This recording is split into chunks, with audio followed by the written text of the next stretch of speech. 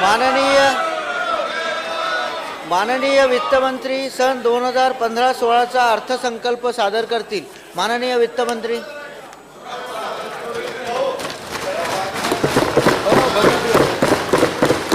मागे शक्ती नहीं उभी है।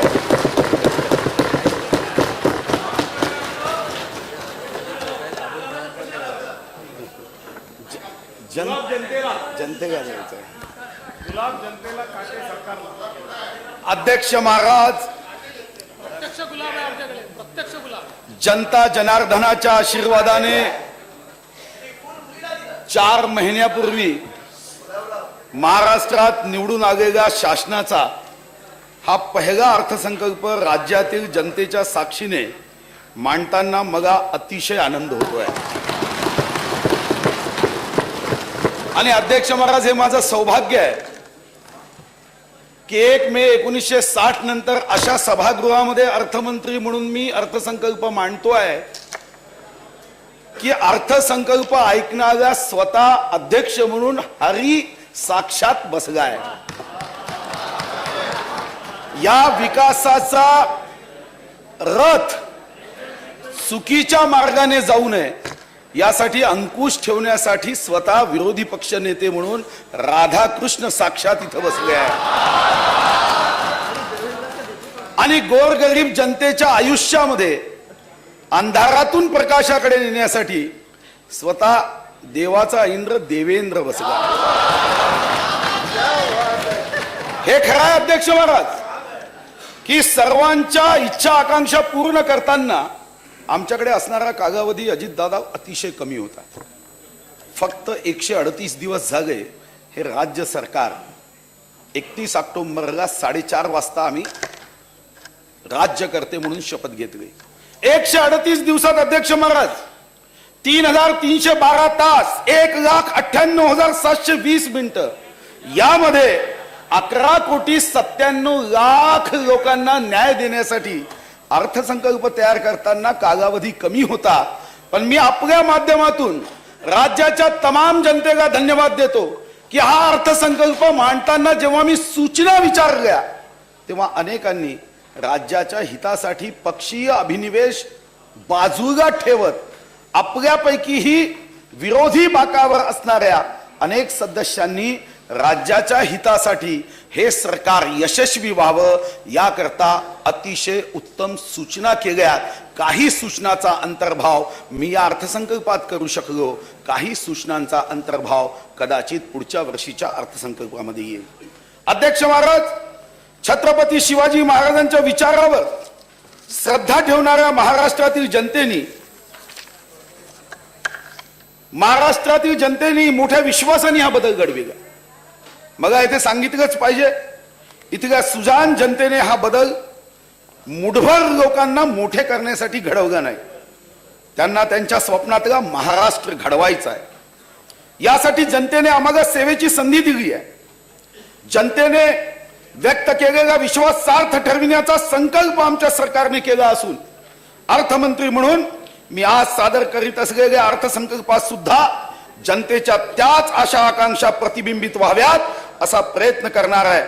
या राज्यातल्या दीनदुर्बल, शोषित, पीडित, अंध, अपंग, निराधार, दलित, आदिवासी, शेतकरी, शेतमजूर, कष्टकरी, अल्पसंख्याक जनतेला हे राज्य त्यांचे स्वतःचे आहे, हे राज्य त्यांच्या हक्काचे आहे असं वाटावं या दृष्टिकोनातून हा माझा अर्थसंकल्प आहे आणि हा माझं पहिलं पाऊल आहे। हे खरं आहे की अध्यक्ष महाराज, दुसरं वैशिष्ट्य अर्थसंकल्पाचं आहे की 1 मे 1960 नंतर पहिल्यांदा असं होत आहे की अर्थमंत्री चांद्याचा आहे। महाराष्ट्राचं वर्णन चांद्यापासून बांद्यापर्यंत केलं जातं। चांद्याचा अर्थमंत्री आहे आणि राज्यमंत्री बांद्याचा आहे। या चांद्यापासून बांद्यापर्यंत असणारा महाराष्ट्र आणि आजची 11,97,00,000 लोकसंख्या, मी या सभागृहाच्या माध्यमातून राज्याच्या 11,97,00,000 लोकांना आश्वस्त करतो की चांद्यापासून बांद्यापर्यंत असणारा हा महाराष्ट्र सुजगाम सुफगाम करण्यासाठी आपल्या सर्वांची हृदयापासून मदत घेऊन हा राज्य आपल्याला प्रगतीच्या मार्गावर नेण्याचा आमचा संकल्प आहे। हे खरं आहे की शेतकऱ्यांच्या आत्महत्या दुःखाची बाब,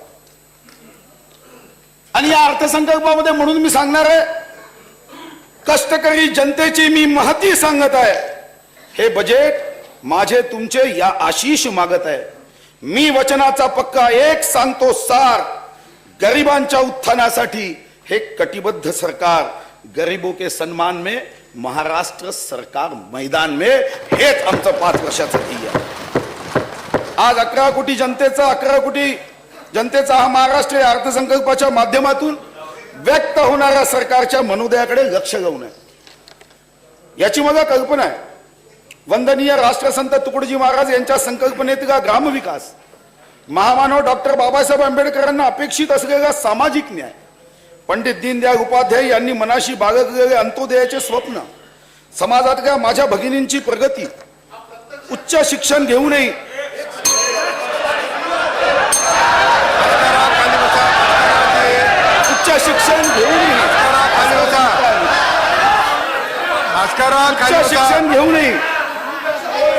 बेरोजगार राहिलेली इतकी तरुणाई,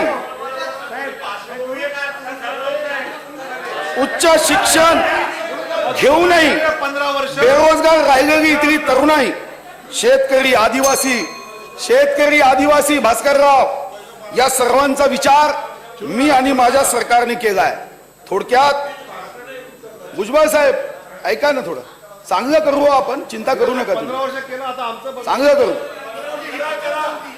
थोडक्यात कोरडवाहू शेती स्थैर्य देणे, विषमता दूर करणे, पायाभूत सुविधांच्या वेगाने विकास करणे, वाढत्या शहरीकरणाच्या आव्हानास समर्थपणे सामोरे जाणे, सर्वात महत्वाचे तरुणांसाठी रोजगाराच्या संधी निर्माण करणे, या गोष्टींना आम्ही प्राधान्य दिले आहे. मला जाणीव आहे की जुन्या निर्णयाच्या अनुषंगाने तरतुदी ठेवणे ही आवश्यक बाब ठरते. अर्थसंकल्पाची दिशा, त्यातील प्राथमिकता व तरतुदी एकाएकी बदलता येत नाही. तथापि पुढील 5 वर्षात वरील बाबींसाठी मी जास्तीत जास्त निधी उपलब्ध करीन. सुरुवात म्हणून मी या अर्थसंकल्पात वर नमूद केलेल्या बाबींकरता तरतुदीत भरीव वाढ केलेली आहे. मला याची जाणीव आहे की जनतेच्या मनातल्या विकासाचे हे स्वप्न साकारताना आव्हानांना सामोरे जावे लागणार आहे. या राज्यावर वळसे पाटील साहेब आज 3 लाख कोटी रुपयाच्या वरती कर्ज आहे. त्या कर्जाच्या निव्वळ व्याजापोटी 24,000 कोटी रुपये आपल्याला भरावे लागत आहे. वित्तीय व्यवस्थापनाच्या दृष्टीने सर्वात मोठे आव्हान म्हणजे गेल्या काही वर्षात निर्माण झालेले महसुली असंतुलन. या वर्षी सुद्धा ही महसुली तूट 13,883 कोटी रुपयापर्यंत पोहोचली आहे. वळसे पाटील साहेब, याला कारण 4,000 कोटी आपण कृषी क्षेत्राला दिले आणि वीज उद्योगासाठी 6,000 कोटी मागच्या आपल्या एस्टिमेटेड बजेटमध्ये हे आकडे नव्हते. पण मी कोणाला दोष देऊन भविष्यात या राज्याला पुढे नेण्याचा माझ्या मनात विचार नाही. आम्ही हा निर्णय केलाय की कुछ नहीं होगा अंधेरे को बुरा कहने से. भुजबळ साहेब, कुछ नहीं होगा अंधेरे को बुरा कहने से, अपने हिस्से का दिया खुद जगाना होगा. अपने हिस्से का दिया खुद जगाना होगा. जर आपण कर्जे चालू खर्चासाठी वापरत असू, विजयराव शेवटी एका वाराने दुसऱ्या वारावर वार करायचा नाही. जर आपण कर्जे चालू खर्चासाठी वापरत असू तर ते आपण भावी पिढीवर लादलेली अन्यायी बोजा होईल, याची मला जाणीव आहे. महसुली संतुलन साधण्यासाठी ठोस पावले मी नक्कीच उचलेन. आपल्या भावी पिढीसाठी भांडवली मत्ता निर्माण करावी याची आहे. मला ही पण जाणीव आहे की सरकारी लेख्यात रकमांची भांडवली खर्च म्हणून 2 झाली तरी त्यातून उत्पादक मत्ता निर्माण होतेच असं नाही. जयंतराव, आपल्या भाषणातलं वाक्य आहे. भांडवली खर्च अधिक परिणामकारक व्हावा यासाठी मी कठोर उपाययोजना करणार आहे, हेही आपलंच वाक्य आहे. विकासासाठीची साधने आणि संपत्ती मर्यादित आहे. यातून मार्ग काढीत विकासाचा पल्ला गाठणे कठीण असले तरी छत्रपती शिवरायाच्या आशीर्वादाने या आव्हानाशी लढत विकासाच्या मार्गावर महाराष्ट्राला गतीने नेण्याचा आमचा संकल्प आहे. या राज्यात आज उपलब्ध असलेल्या साधन संपत्तीची मर्यादा लक्षात घेता त्यात नाविन्यपूर्ण वाढ करण्यासाठी काही पर्याय आणि उपाय अंमलात आणण्याचा मी निर्णय घेतला आहे. हे करत असताना मी अपारंपरिक माध्यमातून जसे की जमिनीच्या वापरातील बदल, अतिरिक्त चटई क्षेत्र निर्देशांक इत्यादीसाठी प्रचलित बाजारभावाच्या आधारे प्रीमियम फी आकारून अतिरिक्त निधी प्राप्त करण्याचा प्रयत्न केला आहे. या उपाययोजनांचा बोजा सर्वसामान्य नागरिक व करदात्यावर पडणार नाही याचीही मी काळजी घेतली आहे. गेल्या वर्षीच्या अर्थसंकल्पाचा विचार केला तर आपल्याला असे लक्षात येईल की योजना जरी 51,222 कोटी 54 लाख रुपयांची तयार झाली मागच्या वर्षी अध्यक्ष महाराज, पण प्रत्यक्ष त्याप्रमाणे महाराष्ट्राच्या विकासासाठी निधी उपलब्ध होऊ शकला नाही. आज रुपये 54,999 कोटीची योजना मांडताना त्यातील पैन पै उपलब्ध करून देण्याचा माझा प्रयत्न असेल. उपलब्ध झालेल्या प्रत्येक पैशाचा विनियोग आम्ही जनतेच्या पैशाचे विश्वस्त आहोत या भावनेतून केला जाईल.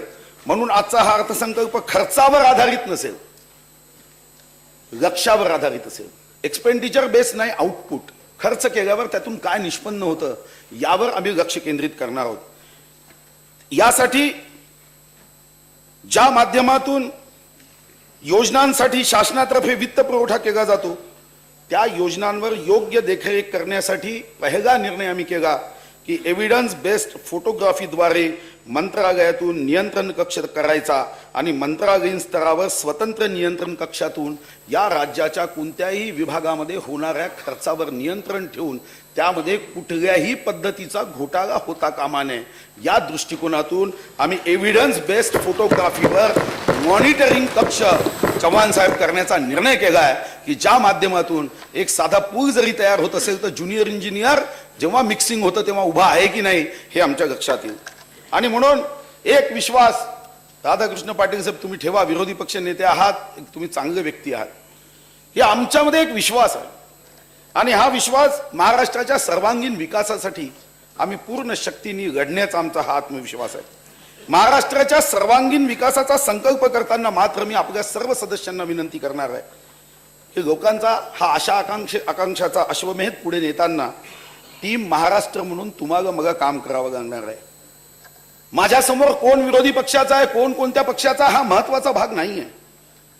या सत्ताधारी विरोधी पक्षाचे सदस्य, शासकीय अधिकारी, कर्मचारी, शेतकरी, व्यापारी, उद्योजक या सर्व घटकांचा समावेश राहणार आहे. महाराष्ट्राच्या विकासाचा विचार करताना कोणताही राजकीय अभिनिवेश आम्ही बाळगणार नाही आणि मला विश्वास आहे की आम्ही जर सर्वांनी एकत्र येऊन 11,97 लाख लोकांच्या हिताचा विकासाचा विचार केला तर त्या शायरनी जसं म्हटलं आहे, हौसले बुलंद है हमारे दोस्तों, मेहनत के फल मिलेंगे जरूर, अभी तो नापी है मुट्ठी भर जमीन, अभी तो छुएंगे आसमां जरूर. तर आम्ही एक राहिलो हे राज्य या देशामधलं क्रमांक 1चं राज्य होऊ शकेल. राज्याच्या उत्पन्नाचे नवीन स्तोत्र सुचविणाऱ्या, वळसे पाटील साहेब हे तुमच्यासाठी महत्वाचं आहे, राज्याच्या उत्पन्नाचे नवीन स्तोत्र सुचविणाऱ्या त्याचप्रमाणे राज्याच्या खर्चामध्ये बचतीच्या अभिनव उपाययोजना सुचविणाऱ्या कल्पक शासकीय अधिकारी, कर्मचारी यांना प्रोत्साहन देणारी एक नाविन्यपूर्ण योजना आम्ही सुरू करणार आहोत की ज्या माध्यमातून प्रत्येकाला राज्याच्या हितासाठी काटकसर करावी आणि त्यासाठी सूचना कराव्यात असं वाटलं पाहिजे. चांगले अधिकारी असेल तर प्रोत्साहन आणि वाईट वागणाऱ्यांना शिक्षा, हे पुढच्या 5 वर्षाचं आम्ही एक संतुलन आणि सूत्र हाती घेण्याचा निर्णय केला. राज्यात मागील काही वर्षात शेतकऱ्यांच्या आत्महत्येचे प्रमाण लक्षणीय राहिले आहे आणि हा आमच्यासाठी चिंता आणि चिंतनाचा विषय, तुमच्यासाठी चिंता आणि चिंतनाचा विषय. या कृषी प्रधान देशात शेतकऱ्यांच्या आत्महत्या ही निश्चितच मनाला वेदना देणारी बाब आहे, सर्वांसाठी वेदना देणारी बाब आहे.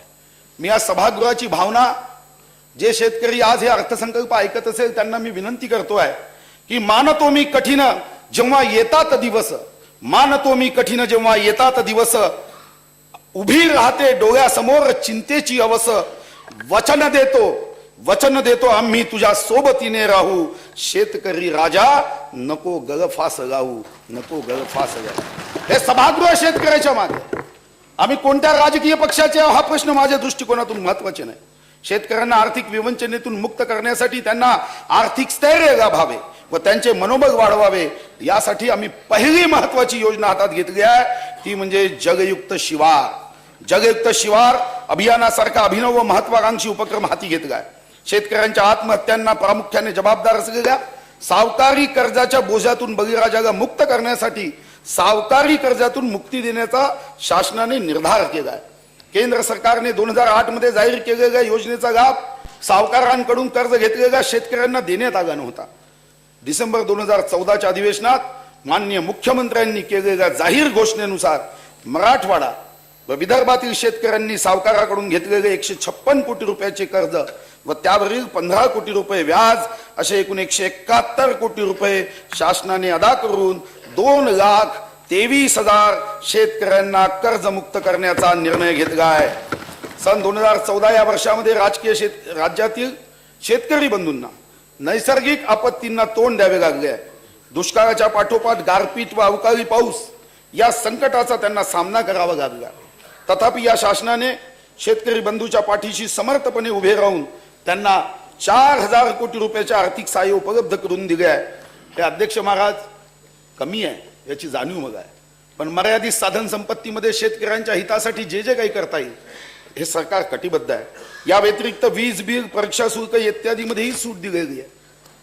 अनियमित पर्जन्यमान, बदलणारा मौसम, त्या शायरनी म्हटलं ते खरं आहे, इंसान कम थे कि आप मौसम भी धोका देने लगा. आता मौसम सुद्धा कधी येतो, अवकाळी पाऊस येतो. अनियमित पर्जन्यमानामुळे कृषीसाठी व पिण्याच्या पाण्याची तीव्र टंचाई जाणवत असल्यामुळे त्यावर मात करण्यासाठी मी आत्ताच उल्लेख केल्याप्रमाणे जलयुक्त शिवार अभियान राबविण्याचा शासनाने निर्णय घेतला. त्या अंतर्गत शिवारात पडणाऱ्या पावसाचे पाणी अडवून ते जमिनीत जिरवणे, भूगर्भातील पाणी पातळी वाढवणे, विकेंद्रित पाणीसाठा निर्माण करणे नियोजित आहे. या योजनेअंतर्गत प्रत्येक गावाच्या पाण्याचे नियोजन करावयाचे असून विकेंद्रित नियोजन व विकेंद्रित अंमलबजावणी अभिप्रेत आहे. जलयुक्त शिवार ही योजना केवळ शासनाची नसून ती लोकांची स्वतःची योजना असेल. लोकांचा पुढाकार आणि सहभागातून ही गावे टंचाई मुक्त होतील अशी मला खात्री आहे. या योजनेसाठी तब्बल 1,000 कोटी रुपये जिल्हा योजनेअंतर्गत उपलब्ध करून दिले आहे. तसेच विकेंद्रित पाणीसाठे निर्माण करण्यासाठी महत्वाकांक्षी साखळी सिमेंट नागा बांध कार्यक्रमाअंतर्गत या 1,000 कोटी व्यतिरिक्त 2015-16 मध्ये मागील वर्षाच्या जवळपास दुप्पट, मागच्या वर्षी जो निधी होता त्याच्यापेक्षा दुप्पट 500 कोटी रुपयाचा नियतव्यय हा सुद्धा साखळी सिमेंट नागा यासाठी आपण प्रस्तावित केलेला आहे. गडचिरोली, भंडारा, गोंदिया व चंद्रपूर हे नक्षलग्रस्त जिल्हे आहेत. इथचा शेतकरी अध्यक्ष महाराज माझी मालगुजारी तलावावर मोठ्या प्रमाणावर सिंचन करतो. या जिल्ह्यामध्ये माझी मालगुजारी तलावाची दुरुस्ती व नूतनीकरण यासाठी भंडारा, गोंदियाच्या आमदारांनी अनेकदा मागणी केली होती. आपण अनेकदा मागणी केली होती. मागच्या वर्षी जो निधी होता त्यापेक्षा 10 पट निधी माझी मालगुजारी तलावाला आपण दिलाय. यावर्षी आपण 100 कोटी रुपयाचा नियतव्यय चिन्हांकित केलाय. राज्यात सूक्ष्म सिंचनाचा महत्वाकांक्षी कार्यक्रम राबविण्यात येतो. यामध्ये सन 2013-14 अखेर सुमारे 16 लाख हेक्टर एवढे क्षेत्र सूक्ष्म सिंचनाखाली आले आहे. या योजनेसाठी सन 2015-16 मध्ये मागील वर्षीच्या तुलनेत अध्यक्ष महाराज आपण जवळपास 25 ते 30 पट वाढ केली. मागच्या वर्षी सूक्ष्म सिंचनासाठी 12 कोटी 50 लाख होते. यावर्षी आपण 330 कोटी रुपये दिले आहेत. शेतकऱ्यांच्या सर्वाधिक आत्महत्या लक्षात घेता यवतमाळ जिल्ह्यात नवीन पथदर्शी मोतीरामजी लहाने कृषी समृद्धी योजना राबविण्याचा शासनाचा मानस आहे. अध्यक्ष महाराज ही पथदर्शी योजना याकरता आहे की जर यामध्ये यश प्राप्त झालं तर साऱ्या राज्यभर आपल्याला ही योजना पुढच्या 4 वर्षात राबवायची आहे. पण हे राबवताना त्यामध्ये असणाऱ्या अडचणी, त्यामध्ये असणारे दोष, त्रुट्या हे समजून घ्याव्यात म्हणून सर्वाधिक आत्महत्या असणारा यवतमाळ जिल्हा आपण निवडलाय. आणि यामध्ये मोतीरामजी लहाने कृषी समृद्ध योजना यामध्ये कृषी क्षेत्रामध्ये इतर योजनेचं एकत्रीकरण होईलच, पण कृषी यांत्रिकीकरण ज्यामध्ये काही क्लस्टर तयार करू, काही गट तयार करू आणि तिथच्या शेतकऱ्यांना, अल्पभूधारक शेतकऱ्यांना, तिथं असणाऱ्या शेतकऱ्यांना यांत्रिकी शेतीसाठी ते स्वतःच्या आर्थिक शक्तीच्या आधारावर यांत्रिकी शेती करू शकत नाही, त्यांना सरकारतर्फे संपूर्ण अनुदानामध्ये योजना देऊन यामध्ये आपण स्वतंत्रपणे याच्या योजनेचा तपशील मी जाहीर करेन. पण आता यावर्षी 2015-16 मध्ये नियोजन विभागांतर्गत अवितरित नियतव्ययापैकी 50 कोटी रुपये नियतव्यय मी चिन्हांकित केला आहे आणि आवश्यक तो निधी आपण निश्चितपणे यांत्रिकीकरणासाठी खर्च करू. कृषी पंपाचे ऊर्जीकरण, विकेंद्रित पाणीसाठे निर्माण करण्यासोबतच कृषी पंपाचे ऊर्जीकरण सुद्धा महत्वाचे ठरत आहे. सध्या जिल्ह्यात कृषी पंपाच्या दर 1000 हेक्टरी संख्येत मोठी तफावत आहे. विशेषतः कोरडवाहू असलेल्या जिल्ह्यामध्ये हे प्रमाण अल्प आहे. राज्यात विभागातील विषमतेचे हे प्रमुख कारण आहे. येत्या 2 वर्षात ही विषमता दूर करण्याची योजना आहे. अध्यक्ष महाराज, हा आमचा महत्वाचा कार्यक्रम आहे. 2 वर्षामध्ये आम्ही ही विषमता दूर करण्याची योजना आहे. कृषी पंपाचे ऊर्जीकरण करण्यासाठी मागील वर्षाच्या 150 कोटी, पृथ्वीराज चव्हाण साहेब 150 कोटी होते मागच्या वर्षी, 150 कोटी रुपयाच्या तुलनेत या वर्षी 1039 कोटी रुपयाचा भरीत नियंत्रण प्रस्तावित केला आहे शेतकऱ्यांच्या कृषी पंपासाठी. दीर्घकालीन ऊर्जा सुरक्षेच्या दृष्टीने अपारंपरिक ऊर्जा स्त्रोताच्या वापरास प्रोत्साहन देणे काळाची गरज आहे. कारण आता धीरे धीरे कोळशाचे साठे कमी होणार आहे आणि अशा वेळी वीज निर्मिती ही आपल्याला अपारंपरिक ऊर्जा स्त्रोताचा कडे जायचं आहे. आणि म्हणून सन्माननीय मुख्यमंत्री महोदयांनी 1039 कोटी रुपये आपण कृषी पंपासाठी अनुदान स्वरूपात देतो. आपण देतो अनुदान, जसं तुम्ही 150 कोटी अनुदान दिलं होतं, आपण 1039 कोटी. दीर्घकालीन ऊर्जा विथ कनेक्शन. बावनकुळे साहेब जोरात आहे. बावनकुळे साहेब आमचे फार जोरात आहे.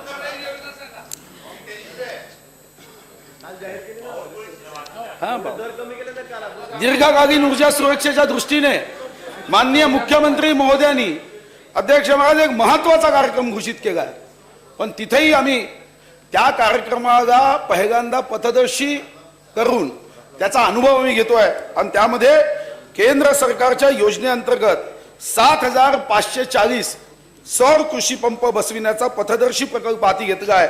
या योजनेमुळे शेतकऱ्यांना अधिक आश्वासित वीज पुरवठा मिळेल अशी अपेक्षा आहे. आणि यामध्ये नंतर मग मोठा कार्यक्रम हातात घेऊ.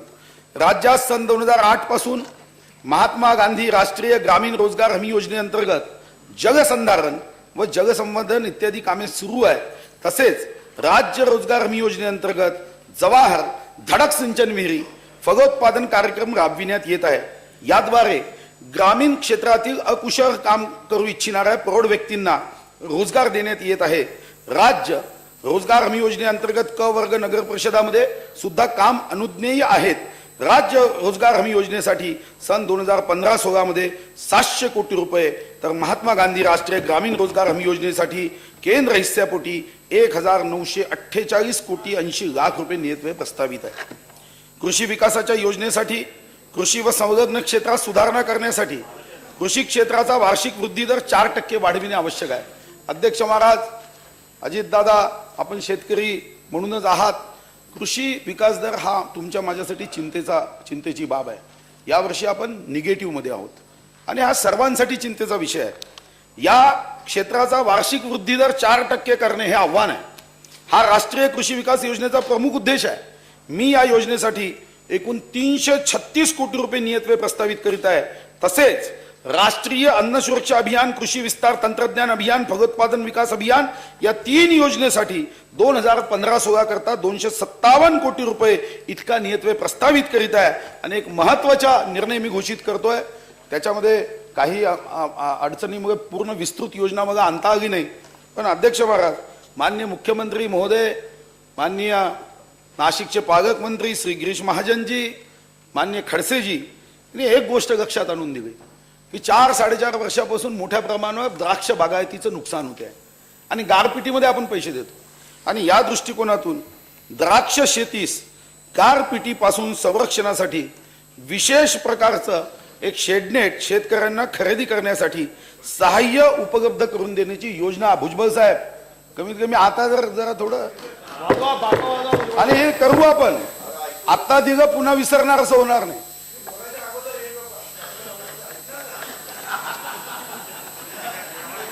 अध्यक्ष महाराज, देशाच्या स्तरावर पारंपरिक जे देशी बीज आहे अध्यक्ष महाराज, ते धीरे धीरे लुप्त होत आहे. देशाच्या स्तरावर एक बँक आहे, पण आपल्या राज्यामध्ये शेतकऱ्यांनी प्रयत्नपूर्वक जतन केलेले गुणवत्तापूर्ण पारंपरिक देशी बीज उत्पादन वाढीसाठी आपण शेडनेट सांगितले ना, योजना जाहीर करतोय. इम्पोर्ट ड्युटी 30% जी आहे ती केंद्र सरकारकडे जाऊन ती सुद्धा शून्यावर आणण्यासाठी माननीय मुख्यमंत्री म्हणून आम्ही प्रयत्न करणार आहोत. पण सोबत राज्य सुद्धा, शेवटी जिथं प्रयत्न करायचा तिथं प्रयत्नच करावा लागेल. आणि राज्य स्वतःची एक स्वतंत्र योजना त्याच्यासाठी करत आहे. योजना देणार. आता वेळ कमी असल्यामुळे ते सर्व डिटेलिंग करता नाही आलं, पण ती योजना देणार म्हणजे देणार दादा. राज्यातील शेतकऱ्यांनी प्रयत्नपूर्वक जतन केलेले गुणवत्तापूर्ण पारंपरिक देशी बीज जीन बँक स्तरावर जतन व शास्त्रोक्त पद्धतीने संवर्धन करण्याच्या दृष्टीने उपाययोजना करण्यात येत आहे. त्याकरता सन 2015-16 मध्ये नियोजन विभागांतर्गत 10 कोटी अवितरित नियत व्ययापैकी मी चिन्हांकित केला आहे. अशी बँक देशस्तरावर आहे, बाकी सर्व जगात आहे, पण आपल्या राज्यात नव्हती, आपण ती नवीन करतोय. पशुवैद्यकीय संस्थांचे आधुनिकीकरण आणि पशुखाद्य व चारा विकास कार्यक्रम यासाठी सन 2015-16 मध्ये 140 कोटी 92 लाख रुपये नियतव्यय प्रस्तावित करतोय. मच्छीमार नौकांचे यांत्रिकीकरण करण्यासाठी राष्ट्रीय सहकार विकास निगमच्या माध्यमातून अर्थसहाय्य उपलब्ध करून दिले जाते. यासाठी सन 2015-16 मध्ये 13 कोटी 25 लाख रुपये नियतव्यय प्रस्तावित आहे. तसेच नाबार्ड सहाय्यित ग्रामीण पायाभूत विकास निधी अंतर्गत सिंधुदुर्ग, रत्नागिरी, रायगड, ठाणे, पालघर व मुंबई या जिल्ह्यामध्ये जेट्टी उभारण्याचा कार्यक्रम हाती घेण्यात आला आहे. त्याकरता 20 कोटी रुपये नियतव्यय प्रस्तावित आहे आणि आवश्यक तो निधी भास्करराव आपण उपलब्ध करून देणार आहोत. आपल्याला माहिती आहे की एकदम पैसे न देता बसल्या बसल्या बोलू नका, पैसे देतात. नाही भास्करराव मित्र आहे, प्लीज बोलू नका. अध्यक्ष महाराज का मी महत्वाच्या मुद्द्यावर येतोय. एका महत्वाच्या मुद्द्यावर मी येतोय. 720 किलोमीटरचे विषय पुढे आहे, तुम्ही चिंता करू नका भास्करराव, तुमची काळजी मला आहे. माझं लक्ष भास्करराव एकच आहे की असे अर्थसंकल्प मांडायचे की भास्करराव तिकडे नव्हे इकडे पुढे दिसतील, असेच अर्थसंकल्प भविष्यात मांडणार आहे. आता मुद्दे झाले की ते 11, 99 मुद्दे, अजून 88च्या वरती मुद्दे, चिंता करू नका. आता तर 11 झाले. सर्वात महत्वाचा प्रश्न आहे अध्यक्ष महाराज सिंचन. सिंचनाचे प्रकल्प अनेक वर्ष रखडल्यामुळे प्रकल्पाच्या किमतीत भरमसाठ वाढ झाली. हे मोठं आव्हान आहे राज्यासमोरचं. अशा प्रकल्पावर मोठ्या प्रमाणावर निधी खर्च होऊनही त्याचा शेतकऱ्यांना प्रत्यक्ष लाभ मिळू शकला नाही. यासाठी आता प्रकल्पाचे अचूक तांत्रिक वित्तीय नियोजन करून प्रकल्प अंमलबजावणीचा कालबद्ध कार्यक्रम हाती घेण्याचे या शासनाने ठरवले आहे. हे खरं आहे की शेतकऱ्याच्या जीवनात पाण्याचं महत्व आहे. येणाऱ्या 5 वर्षामध्ये जे प्रकल्प अपूर्ण आहे त्यापैकी 50% जास्त प्रकल्प पूर्ण कसा करता येईल आणि बाकी प्रकल्पाला वेग धरत लवकरात लवकर कसे पूर्ण करता येईल हा आमचा प्रयत्न आहे. आमचे मित्र सन्माननीय गिरीश महाजनच्या हे कर्णधार आहेत त्या खात्याचे, आणि हे खरं आहे की शेतकऱ्यांच्या जीवनात पाण्याचं महत्व आहे. त्या कवीनी म्हटलं ते खरं आहे की या नद्यांना मानतो मी माझी माता, या नद्यांना मानतो मी माझी माता, तिच्या कुशीला देतो पाणी वरचा दाता, अग्रक्रमाने देईग वाटा सिंचनास मी, राहीग माझा अन्नदाता हसता गाता. हे आमचं 5 वर्षाचं स्वप्न आहे. आणि यासाठी महाजन साहेब तुम्ही, मी जेव्हा आकडा सांगेल तेव्हा तुम्ही असा कदाचित मनात प्रश्न विचारू नका की असा निधी तर दादानी अगोदर आम्हाला याच्यापेक्षा जास्त दिला होता. तो नियतव्यय प्रस्तावित केला, पण पैसे मात्र 4 वर्षात तितके वितरित होऊ शकले नव्हते. 50% दिले नाही. मी मात्र, महाजन साहेब तुम्ही माझे मित्र आहात, तुम नियत व्यय पे मत जाइए, मेरी नियत पे जाइए. नियत व्यय पे मत जाइए. मी तुम्हाला जो आकडा आता सांगेल, मी तुम्हाला मित्र म्हणून शब्द देतो की हे सर्व पैसे, जितका आकडा सांगेल मी कट लावणार नाही, कात्री लावणार नाही. जेवढे पैसे सांगेल तेवढे पूर्ण पैसे देईल. मी जर तुम्हाला नियतव्यय प्रस्तावित जो केला, माझी नियत साफ आहे, तेवढे पैसे तुम्हाला देईल. जर याच्यात 1 रुपया कमी दिला तर पुढच्या वरती अर्थसंकल्प मांडणार नाही. हे तुम्हाला मी छातीवर हात ठेवून सांगतो. आणि म्हणून सन 2015-16 मध्ये तेही सांगतो सन 2015-16 मध्ये जलसंपदा विभागास 7,272 कोटी रुपये एवढा नियतव्यय मी प्रस्तावित करण्यात आला असून 38 सिंचन प्रकल्प पूर्ण करण्याचा शासनाचा निर्धार आहे. त्यातून सुमारे 69,000 हेक्टर क्षेत्र सिंचनाखाली येईल. आम्ही साधा सूत्र घेतलं आहे, या वर्षी जेवढे प्रकल्प पूर्ण होईल पूर्ण पैसे, 2 वर्षात जे प्रकल्प पूर्ण होतील त्याला अर्धे पैसे, आणि अध्यक्ष महाराज बाकी जे प्रकल्प आहे त्याच्यासाठी राज्य सरकार विचार करते आहे डिफर पेमेंट, एन्युटी किंवा प्रोजेक्ट वाईज लोन काढायचं. पण हे आव्हान आम्ही स्वीकारलं आहे आणि हे आव्हान पूर्ण करणार गिरीश महाजनांच्या नेतृत्वामध्ये. हा आमचा अध्यक्ष महाराज आपल्या माध्यमातून महाराष्ट्र जनतेला शब्द आहे. राज्यातील ग्रामीण रस्त्याची दुरावस्था ही चिंतेची बाब आहे, ही सर्वांसाठी चिंतेची बाब आहे. कारण आपल्यापैकी जेव्हा आम्ही अर्थसंकल्पाच्या तयारीसाठी पहिल्यांदा 15 वर्षामध्ये आमदारांना घेऊन आपण डीपीडीसीच्या बैठकी घेतल्या, सर्व आमदारांना निमंत्रित केलं होतं, आणि माझ्या लक्षात भास्करराव असं झालं, बरोबर आहे ना वीरेंद्रजी, यशोमतीताई तुम्ही होता, सर्व आमदारांचा एकच मुद्दा प्रामुख्याने माझ्या लक्षात येत होता, आणि तो म्हणजे अध्यक्ष महाराज ग्रामीण रस्ते. ग्रामीण रस्त्याबद्दल सर्वांना चिंता आहे की हे रस्ते चांगले व्हावे, यासाठी अल्प निधी दिला जायचा. आणि म्हणून माननीय मुख्यमंत्री महोदयांच्या नेतृत्वामध्ये आमच्या ग्रामविकास मंत्री पंकजाताई आणि आम्ही एकत्र बसून एक नवीन योजना प्रस्तावित करतोय. ही आहे मुख्यमंत्री ग्रामीण मार्ग योजना.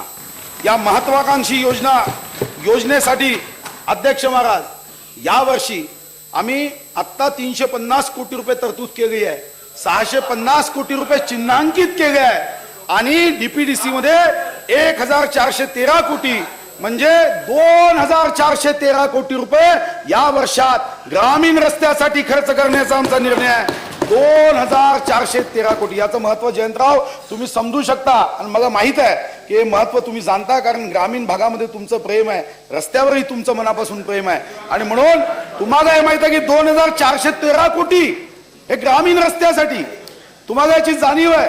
मला माहित आहे की तुमचे ओठ काही पुटपटत असेल, पण तुमच्या हृदयातून याला धन्यवाद दिले जात आहे, मी तुमचं हृदय बघतोय.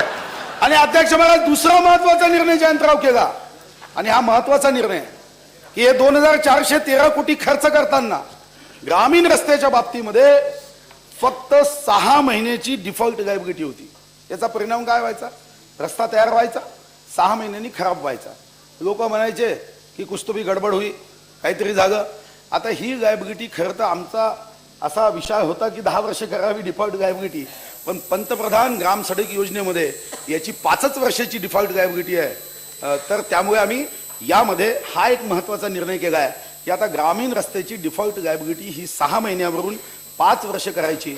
हे खरं आहे की यातून इस्टिमेटमध्ये वाढ होणार आहे, यामध्ये किमतीमध्ये वाढ होईल, पण रस्ता 6 महिन्यात खराब होतोय हे आता होणार नाही.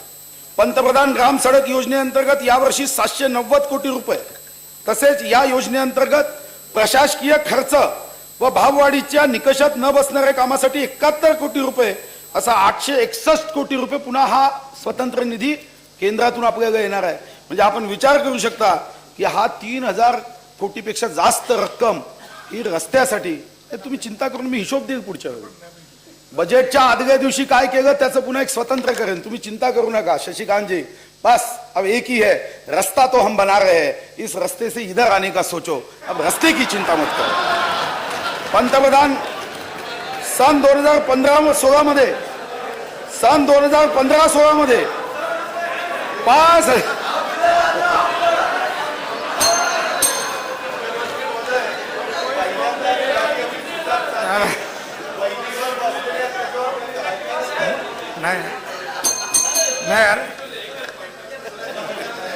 पहिला अर्थसंकल्प सन्माननीय मंत्री महोदय मांडतायत, अतिशय उत्साहानं मांडतायत, आणि सभागृहाचं फार लक्ष आहे, आणि ते सांगतायत गाडी एकदम सुसाट चालू आहे.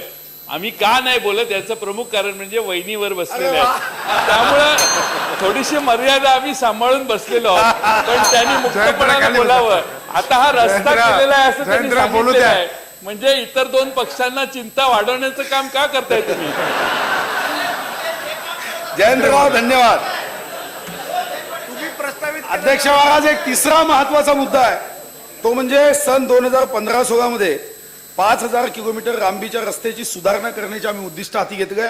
यासाठी 3213 कोटी रुपये नियतव्यय प्रस्तावित आहे. पण हा नियतव्यय कमी आहे कारण रस्त्याची अवस्था चांगली नाही, आणि म्हणून आम्ही एक निर्णय घेतला. केंद्राच्या माननीय मंत्री महोदय यांच्याशी आमची बैठक झाली. साधारणतः राज्यातले स्टेट हायवे पैकी 2 ते 3000 किलोमीटर रस्ते त्यांना दिल्यास ते त्यासाठी नॅशनल हायवे म्हणून त्याला पैसे द्यायला तयार आहे आणि ते पैसे आम्हाला प्राप्त होईल. आणि दुसरं, आंतरराष्ट्रीय संस्थांच्या माध्यमातून म्हणजे एशियन डेव्हलपमेंट बँक वगैरे एन्युटीच्या माध्यमातून अजून वेगाने विकास करता येईल का, हा आमचा विचार आहे. यामध्ये मध्य प्रदेशनी वळसे पाटील साहेब चांगली प्रगती केली, तर हा सुद्धा आमचा या पैशा व्यतिरिक्त म्हणजे 3,213 कोटी रुपये दिले, पण याशिवाय 2 ते 3,000 किलोमीटर नॅशनल हायवेला मार्ग द्यायचे, तिथून साधारणतः 80-90 हजार कोटी रुपये आणण्याचा आमचा प्रयत्न असेल. आणि एन्युटीच्या माध्यमातून बाकी रस्ते चांगले करायचे, म्हणजे आपल्या राज्याचं जी पायाभूत सुविधा रस्त्यांची आहे ती चांगल्या पद्धतीने करता येईल. अध्यक्ष महाराज, मान्य गडकरींकडूनच दादा आपण सोबत जाऊ. केंद्र सरकारने संसद आदर्श गाव योजना सुरू केली आहे. या योजनेअंतर्गत संसद सदस्यांनी सध्या कार्यरत असलेल्या विविध योजनांच्या कृती संगमातून निवडलेल्या ग्रामपंचायतीचा विकास करावयाचा आहे.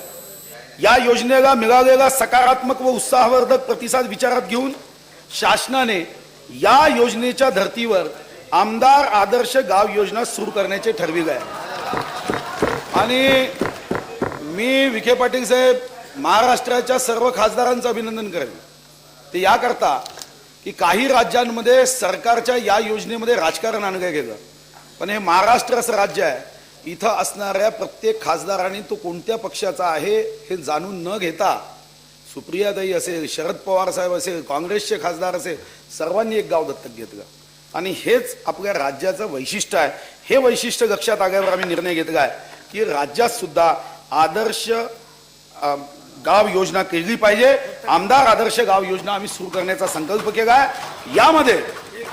यामध्ये अध्यक्ष महाराज, की आदर्श गावाला संबंधित आमदाराने कुठल्याही प्रकल्पाला त्या प्रकल्पाच्या 50% निधी त्याच्या आमदार निधीतून दिला अजून आहे, तर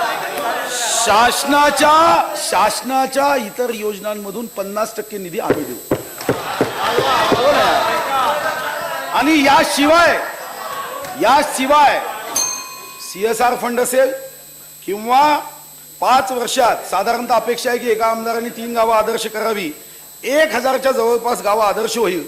यावर्षी या व्यतिरिक्त म्हणजे 50% तर सरकार हिस्सा देईलच, आमदार निधी तुम्ही टाकाल त्याच्यासोबत, पण त्याशिवाय आता थोडा कमी निधी आम्ही चिन्हांकित केला आहे. आता 25 कोटी केला आहे, पण आवश्यक असेल आणि आमदार जर चांगल्या योजनेसोबत येतील, नाही आता मनोहरराव नाईकांनी 50 लाखाची अभ्यासिका बांधली, आम्ही परवानगी देतोय. नाही आता कमी आहे, वाढवू ना आपण. असं आहे की आता बाकी सर्व बघता आपल्याला माहित आहे, आपणही मंत्री होता, तुमच्या विभागावर 10 कोटी चिन्हांकित व्हायचे, 25 कोटी आहे. पुढे येतो ना. वीज निर्मिती प्रकल्पासाठी 15-16 मध्ये 535 कोटी 34 लाख रुपये इतका नियतव्यय प्रस्तावित आहे. वीज वितरण प्रणालीची क्षमता वाढविणे, पायाभूत आराखडा 2 यासाठी 538 कोटी 83 लाख रुपये. जलविद्युत प्रकल्पासाठी 900 कोटी रुपयाचा नियतव्यय आपण प्रस्तावित केला आहे.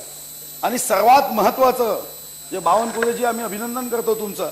बावनकुळेंनी सांगितलं की राज्यातील विजेचे दर माफक ठेवण्यासाठी शासनाच्या अधिपत्याखाली वीज निर्मिती, पारेषण व वितरण या 3ही शासकीय कंपन्यांचा खर्च कमी करत दूरगामी तसेच त्वरित परिणामकारक असे सर्वंकष प्रयत्न करून वीज दर कमी करणे हा आमच्यासाठी एक महत्वाचा विषय असेल. हे जे बावनकुळे साहेब आपण जे लक्ष ठेवलं आहे, निश्चितपणे हे चांगलं लक्ष आहे.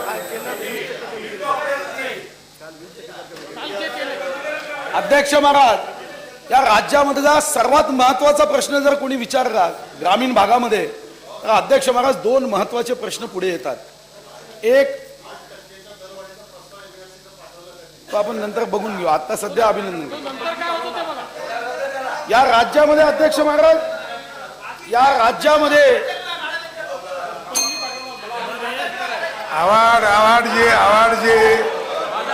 आवाड साहेब जरा बोलू नका. या राज्यामध्ये महत्वाचा प्रश्न काय, जेव्हा ग्रामीण आमदार गावात जातो तर महत्वाचा राज्यातला प्रश्न येतो, तर म्हणजे ग्रामीण भागामधला एखादा व्यक्ती येतो, तो म्हणतो माझं BPL मध्ये नाव नाही. कोणी सांगतो माझं BPL मध्ये नाव आहे पण मला घरकुल योजना मिळत नाही. ग्रामीण आमदार जेव्हा गावागावात जातो तेव्हा लोक घरकुलासाठी चक्कर मारतात, आपले हात पकडतात. याचं कारण जेव्हा आम्ही शोधण्याचा प्रयत्न केला की का घरकुल दिला जात नाही, केंद्रामध्ये इतक्या योजना जाहीर होतात, केंद्रामध्ये सांगितलं जातं, मग आमच्या लक्षामध्ये महत्वाचा विषय आला की ते म्हणजे या राज्यामध्ये अनुसूचित जाती, जमाती, अल्पसंख्याक, ओबीसी, सर्वसाधारण असे अतिशय बीपीएलच्या यादीत नाव आहे, पण त्यांना स्वतःची जागा नसल्याने 2,17,000 परिवार असे आहेत की ज्यांना घरकुलाचा लाभ प्राप्त होऊ शकत नाही. 2,17,000. आणि अध्यक्ष महाराज ते तुमच्या यादीमध्ये आहे, त्यांचा हक्क आहे. पण अध्यक्ष महाराज, भारत माता माझी आई डोकं ठेवायला जागा नाही, त्यांच्याकडे स्वतःच्या हक्काची जागा नाही. आणि म्हणून अध्यक्ष महाराज या 2,17,000 ज्यांच्याकडे जागा नाही त्यांच्यासाठी मी पंडित दीनदयाळ उपाध्याय घरकुल जागा खरेदी अर्थसहाय्य योजना ही मी घोषित करतोय. आणि यावर्षी प्रत्येक लाभार्थ्याला 50,000 रुपयापर्यंत 50,000 रुपये ग्रामीण भागात जागेसाठी 50,000 रुपये हे त्याला राज्य सरकारच्या वतीने दिलं जाईल. आणि यासाठी 200 कोटी रुपये भरीव तरतूद केली आहे. 200 कोटी रुपये. आणि याशिवाय आवश्यक तेव्हा, कारण आमचा केंद्रबिंदू गरीब व्यक्ती आहे, घर बांधायला पैसे लागले, अध्यक्ष महाराज राज्य सरकारच्या माध्यमातून या योजनेमध्ये निधी अपुरा पडू देणार नाही. आपापल्या मतदारसंघामध्ये आपण सर्वजण, हे पुण्याचं काम आहे, पुढे येतो ना अध्यक्ष महाराज. आता दुसरा निर्णय आम्ही केला आहे, सर्वांसाठी घरे तो आपणही करत होता.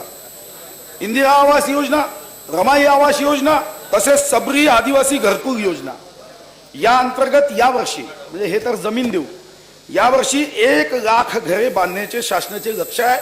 पण हे लक्ष कसे आहे की अध्यक्ष महाराज, नवीन तंत्रज्ञानाचा उपयोग करून स्वच्छतागृहासहित उत्तम प्रतीची घरे बांधण्याचा शासनाचा मानस आहे.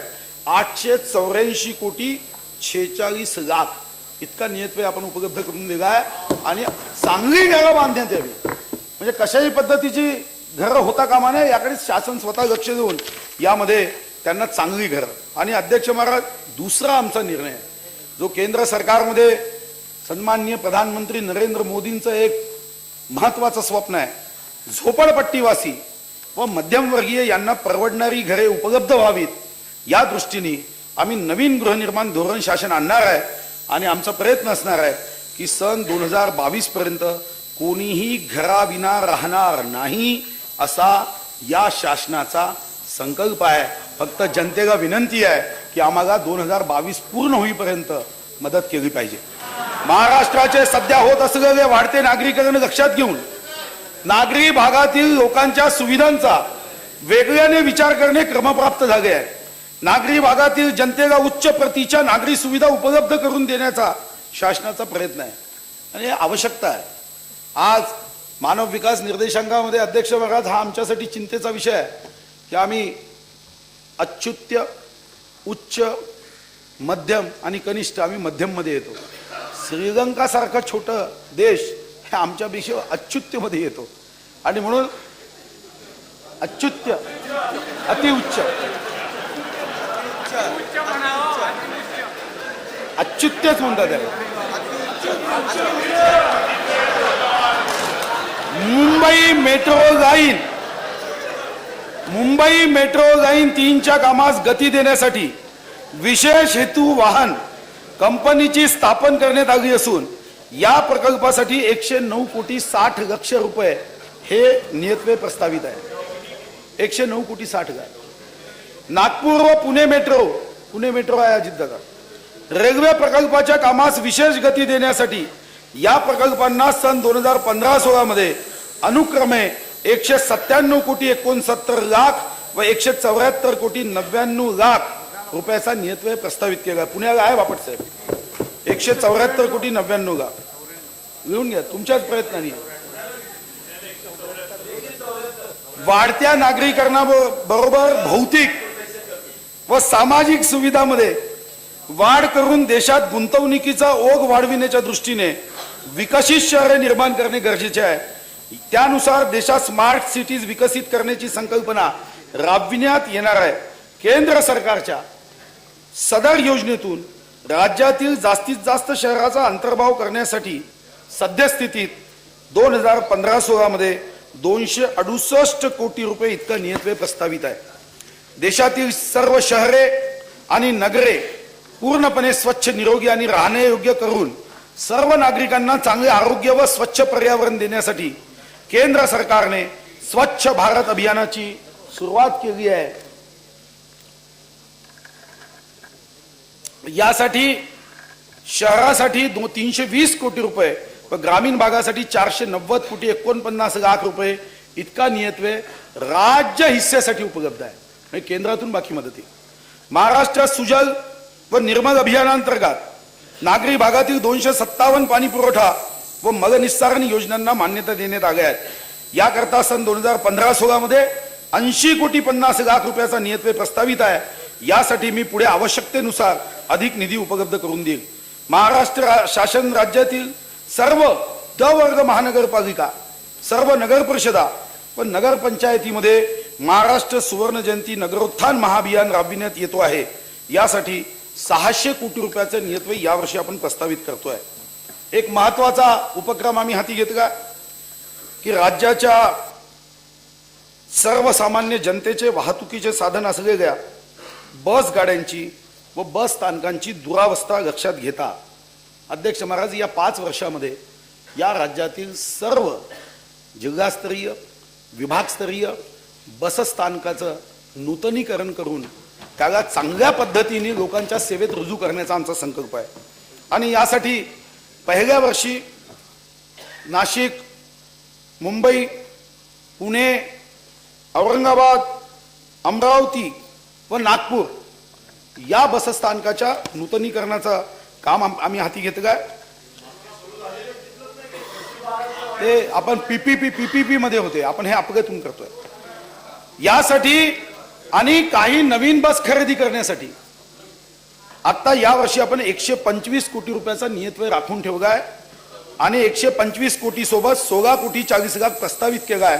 असा साधारणतः 141.40 कोटी बस खरेदी आणि या 6 ठिकाणच्या बस स्टँडचं नूतनीकरण करणे यासाठी आणि मग दरवर्षी जिल्हा स्तरावर आपण नूतनीकरणाचा 5 वर्षाचा कार्यक्रम हाती घेतोय. हे करत असताना ते करू ना, ते न सांगता केलं पाहिजे विजय भाऊ. पर्यावरण रक्षणाच्या दृष्टीने परिवहन सेवेकरता जैविक इंधन वापरण्यासाठी महापालिकांना प्रोत्साहन देण्याचाही संकल्प आहे. तसेच विद्यार्थ्यांना शाळेत ने आण करण्याकरता महिला चालक असलेल्या ई टॅक्सींना प्रोत्साहन देण्याची योजना प्रस्तावित आहे की ज्यामध्ये या 6 शहरामध्ये महिलांना आर्थिक अनुदान, विशेष सहाय्य देऊन त्या ठिकाणच्या विद्यार्थ्यांना शाळेत ने आण करण्यासाठी आपल्याला ई रिक्षा किंवा आपण ग्रीन रिक्षा देण्याचा आमचा संकल्प आहे. महाराष्ट्रातील रेल्वे प्रकल्पांना गती देण्यासाठी राज्य शासन व रेल्वे मंत्रालय यांच्या समभागातून एक विशेष उपयोजिता वाहन स्थापनेचा शासनाने तत्वतः निर्णय घेतलेला आहे. बांधकामाधीन रेल्वे प्रकल्पासाठी 68 कोटी 60 लाख रुपये इतका नियतव्यय ठेवला आहे.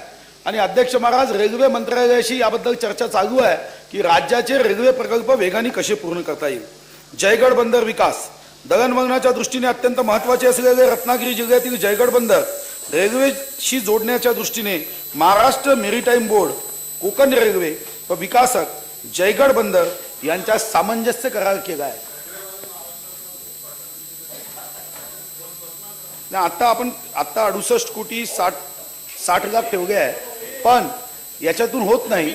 म्हणून आपण जसं कोकण बोर्ड आहे, रेल्वे मंत्र्यांशी आपण चर्चा झाली आहे, आपण स्वतंत्र काही बोर्ड करून काही इतर देशातून आपण निधी त्यांनी घ्यायचा आणि आपण घ्यायचा 30 वर्षाच्या कर्जाने अशी एक योजना प्रस्तावित आहे. त्यावर चर्चा सुरू आहे. तो करावा लागेल. राज्याकडे असणारी साधन संपत्ती अमर्यादित नाही. महाराष्ट्र विमानतळ विकास कंपनीच्या अखत्यारीतील ओझर, कोल्हापूर, अकोला, शिर्डी, कराड, अमरावती, सोलापूर, चंद्रपूर इत्यादी विमानतळांच्या धावपट्ट्याचे परीक्षण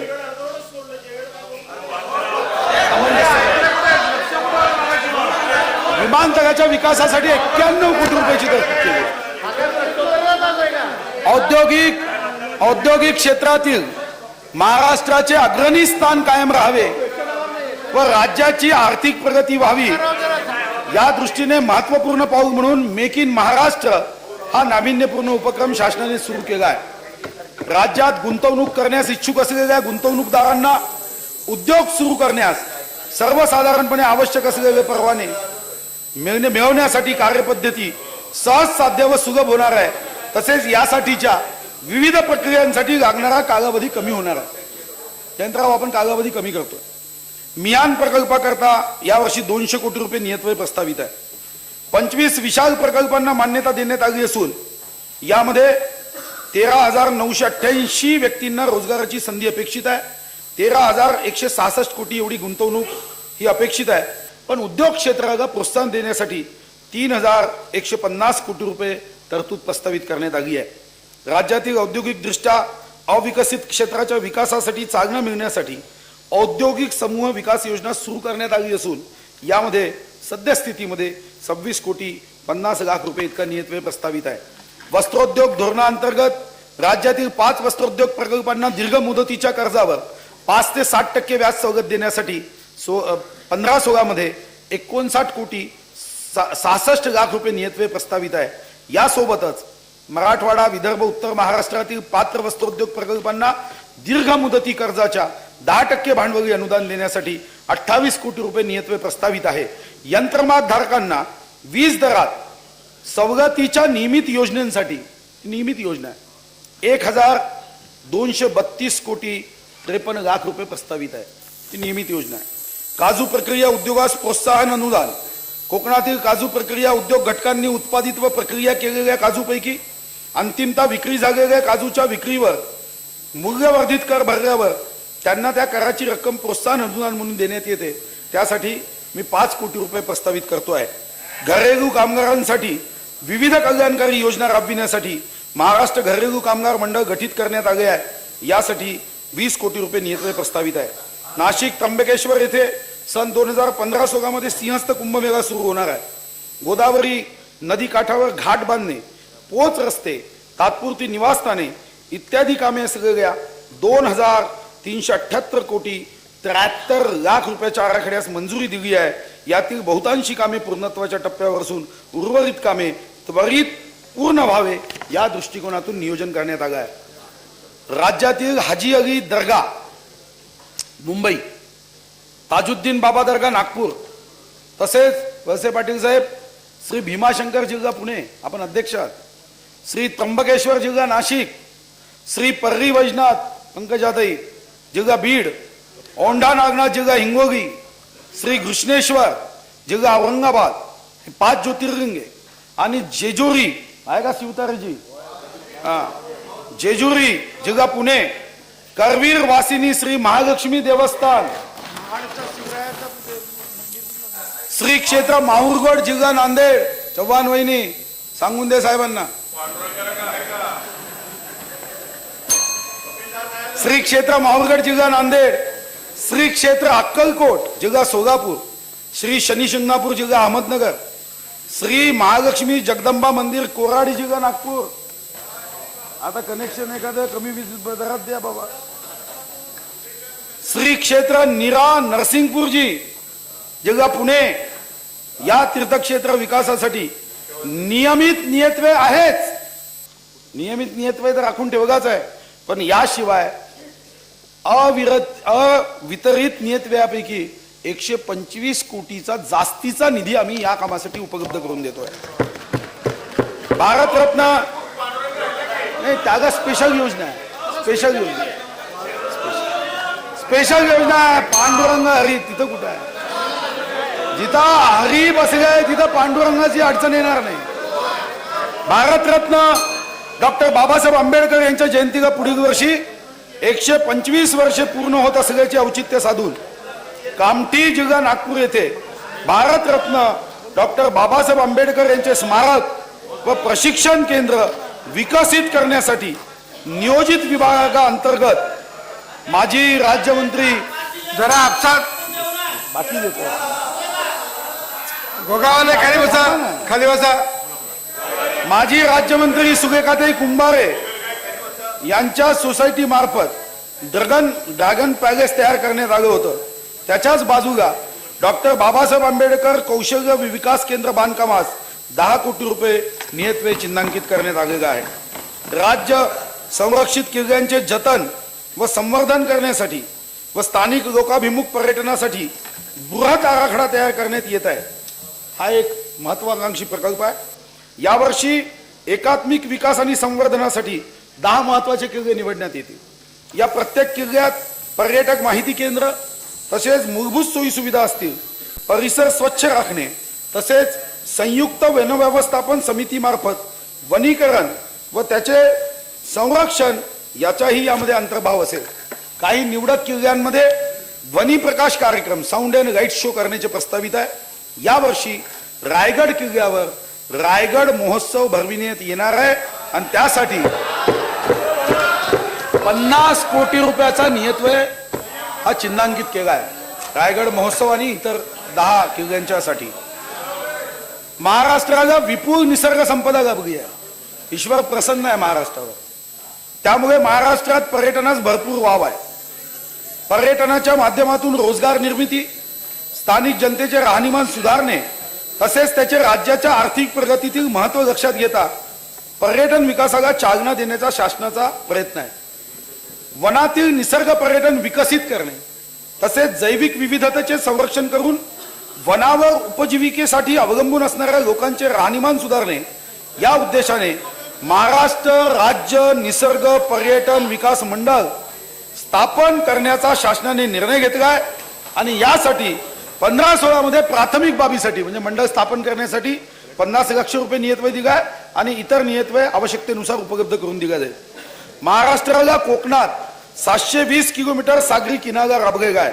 ही बाब विचारात घेऊन यामध्ये सध्या सागरी किनारा पर्यटन हे विकसित करण्यासाठी आता 42 कोटी रुपये नियतव्यय प्रस्तावित केला आहे आणि आवश्यक असेल तेव्हा तो निधी आपण त्यांना देणार आहोत.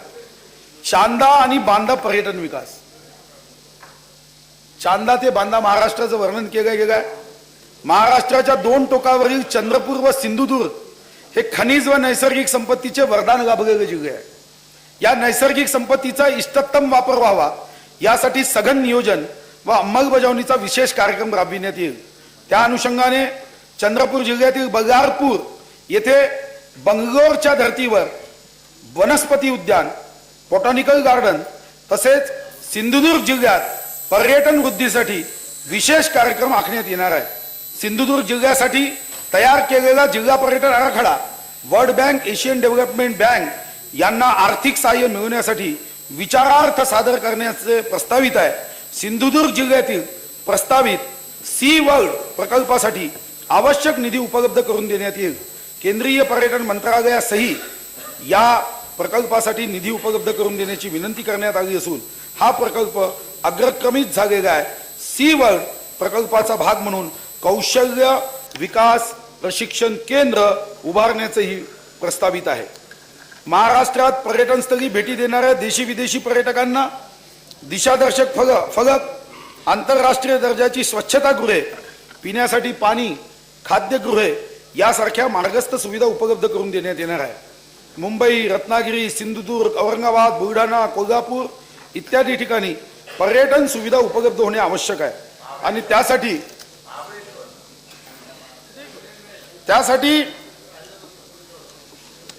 50 कोटी रुपये चिन्हांकित व सध्या 2 कोटी असे 52 कोटी 25 लाख रुपये या कामावर खर्च करण्याचा आम्ही निर्णय केला आहे. आणि आशिष शेलारजी, मुंबई आपण वायफाय जे आपण म्हणालात पर्यटन क्षेत्राला आपण मुंबईमध्ये वायफाय देण्याची योजना आपण करतोय.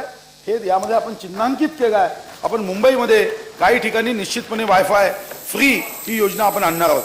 पर्यावरण संवर्धन राष्ट्रीय सरोवर संवर्धन योजनेअंतर्गत सोलापूर, धुळे, नंदुरबार, नागपूर, सांगली, कोल्हापूर, सिंधुदुर्ग, चंद्रपूर, ठाणे, रायगड, लातूर, अहमदनगर, सातारा व पुणे या जिल्ह्यातील पर्यावरणाच्या संवर्धनासाठी काही तलावाची कामं सुरू केली आहे आणि यामध्ये सद्यस्थितीमध्ये आपण 9 कोटी 10 लाख रुपये प्रस्तावित केला आहे आणि आवश्यक नियतव्यय आपण त्यांना पुन्हा प्रस्तावित करणार आहोत.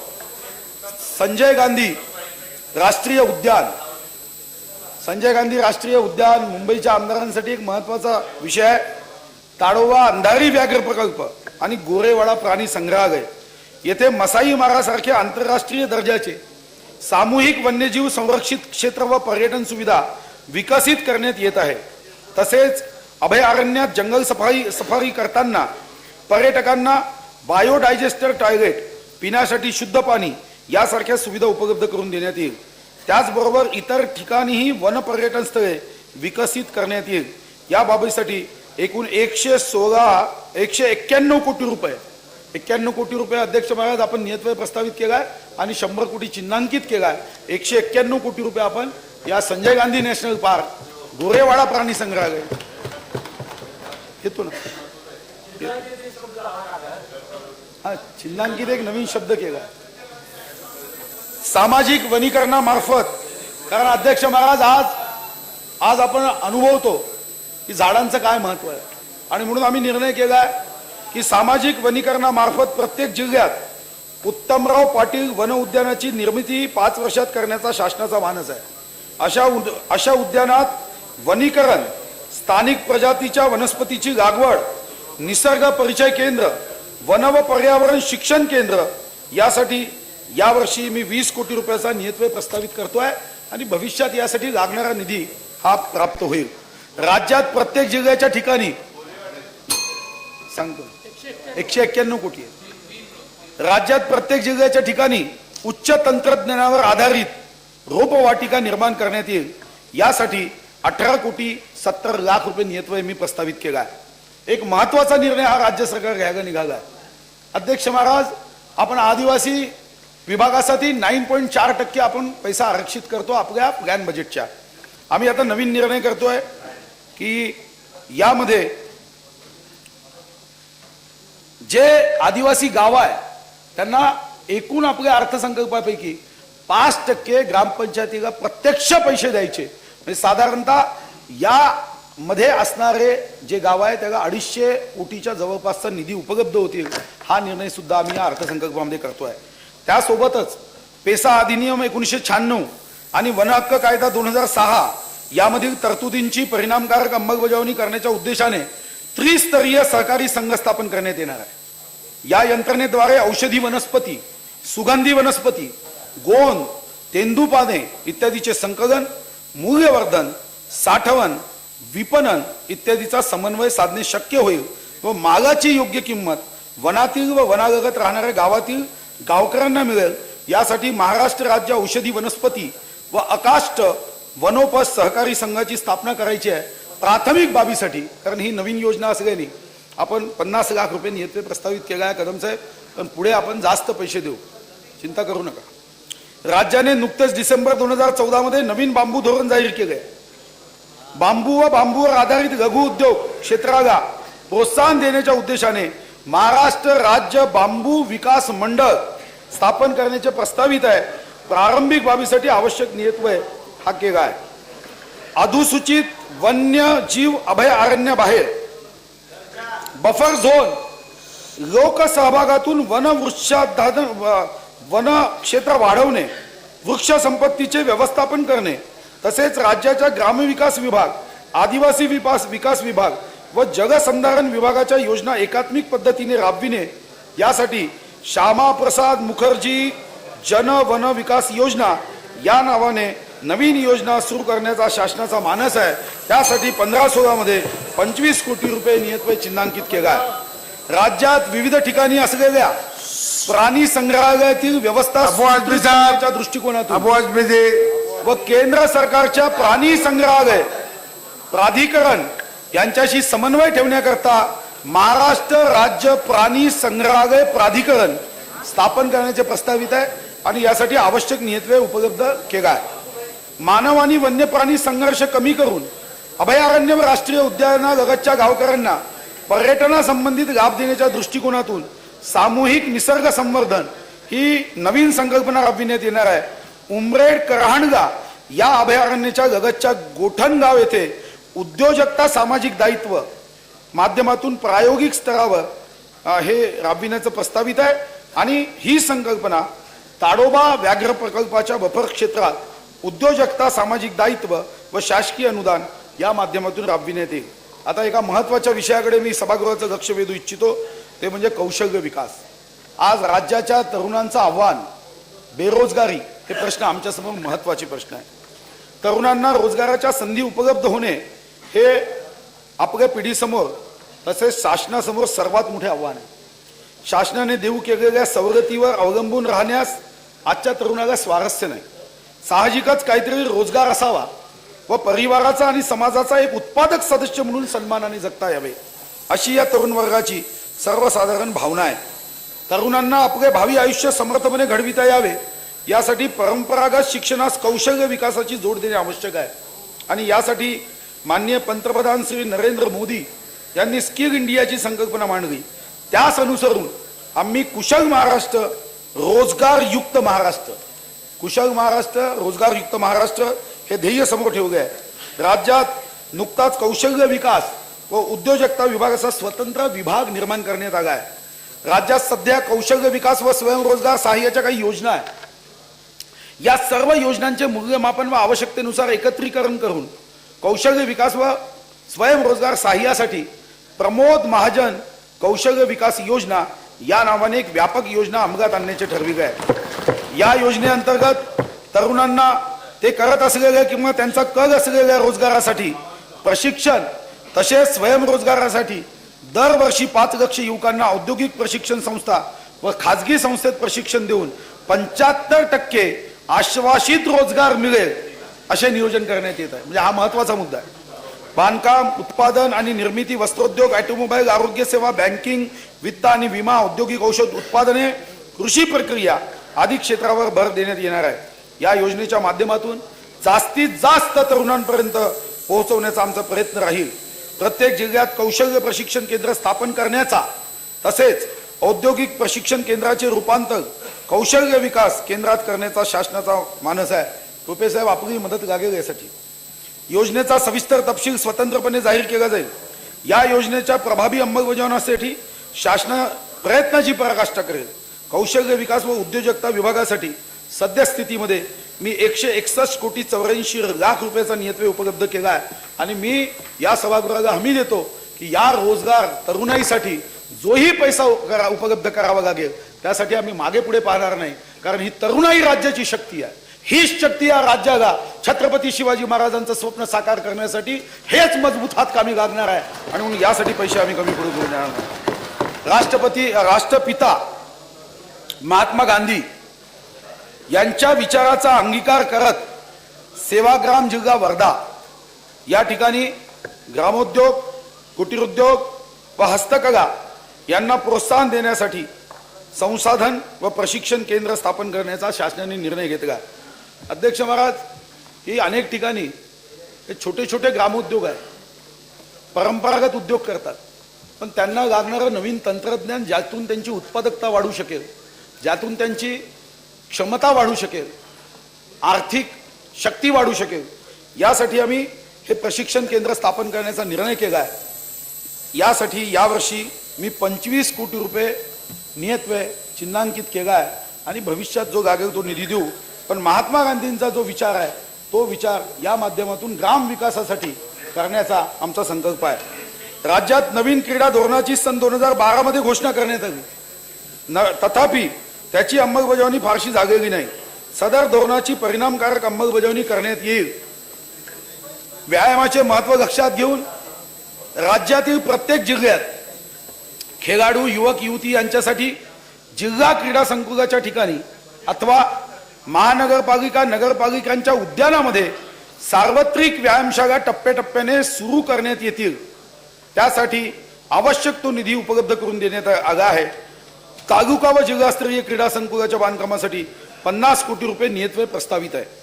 माध्यमिक शाळेत दाखल होणाऱ्या मुलींचे गळतीचे प्रमाण कमी व्हावे या प्रमुख उद्देशाने मुलींसाठी वसतिगृहे बांधण्याची योजना आहे. आपली ही होती, पण मुलींच्या वसतिगृहासाठी यावर्षी अध्यक्ष महाराज आपण दुप्पट पैसे दिले आहे. मुलींच्या वसतिगृहासाठी मागच्या वर्षीपेक्षा यावर्षी वसतिगृह बांधण्यासाठी 112 कोटी 52 लाख रुपये दिले, कारण हा क्रांतीज्योती सावित्रीबाई फुलेंचा महाराष्ट्र आहे. आणि दुसरा निर्णय आपण अध्यक्ष महाराज करतोय, जो आपला निर्धार आहे की या राज्यातल्या मुलींच्या हॉस्टेलला संरक्षक भिंत 3 वर्षात बांधून प्रत्येक हॉस्टेलला आपण पूर्ण करणार आहोत. कारण मुलींची सुरक्षा हे आपल्यासाठी अग्रक्रम आहे. या 112 कोटी 52 लाख व्यतिरिक्त त्यासाठी आपण 25 कोटी रुपये पुन्हा प्रस्तावित केले. मागच्या वर्षी जे होती त्याच्यापेक्षा आता ही 2.5 पट रक्कम आहे संरक्षक भिंत. आणि 3 वर्षात हे आपण बांधून काढणार. जयंतराव, 3 वर्षांनी तुम्ही भाषणात मला विचारा, प्रश्न विचारा की हे केलं की नाही. तुम्हाला प्रत्येक आमच्या मॉनिटरिंग सिस्टीमवर घेऊन जाईल आणि तिथून तुम्हाला दाखवेल की हे सर्व प्रत्येक मुलींची शाळा त्या सिस्टीम मध्ये दिसेल की वॉल कंपाऊंड बांधलं आहे. दरवर्षी शालेय शिक्षणावर सुमारे 30,000 कोटी रुपयापेक्षा अधिक खर्च होतो. 30,000 कोटी आहे तावडे साहेब. या राज्यातलं सर्वात मोठं बजेट हे तुमचं आहे. तुमचं खातं सर्व विभागापेक्षा मोठा विभाग आहे. खातं महत्वाचं. 30,000 कोटी रुपयाचा अधिक खर्च करण्यात येतो.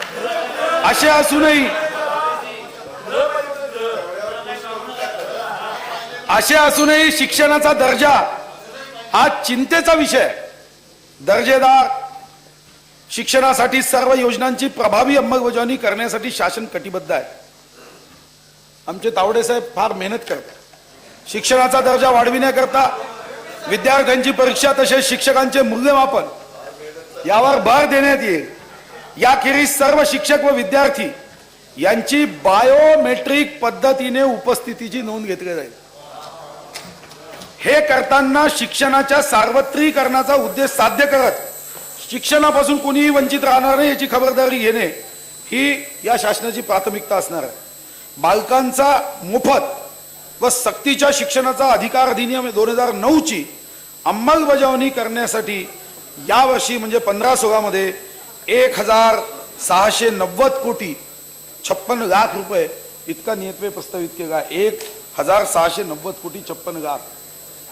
लक्ष असू द्या. कला शिक्षणाचा दर्जा व गुणवत्तेत वाढ व्हावी या दृष्टीने कला संचालनालयाच्या अधिपत्याखाली जे स्कूल ऑफ आर्ट मुंबई व इतर कला महाविद्यालयांचे आधुनिकीकरण व सक्षमीकरण करण्याचे नियोजित असून आता 10 कोटी पण भविष्यात लागणारा निधी उपलब्ध करण्याचा संकल्प आहे. आणि यासोबत हे आम्ही अजितदादा आणि पृथ्वीराज चव्हाणांकडून शिकलो की गमसम तरतूद कशी करायची. एक महत्वाचा निर्णय आहे.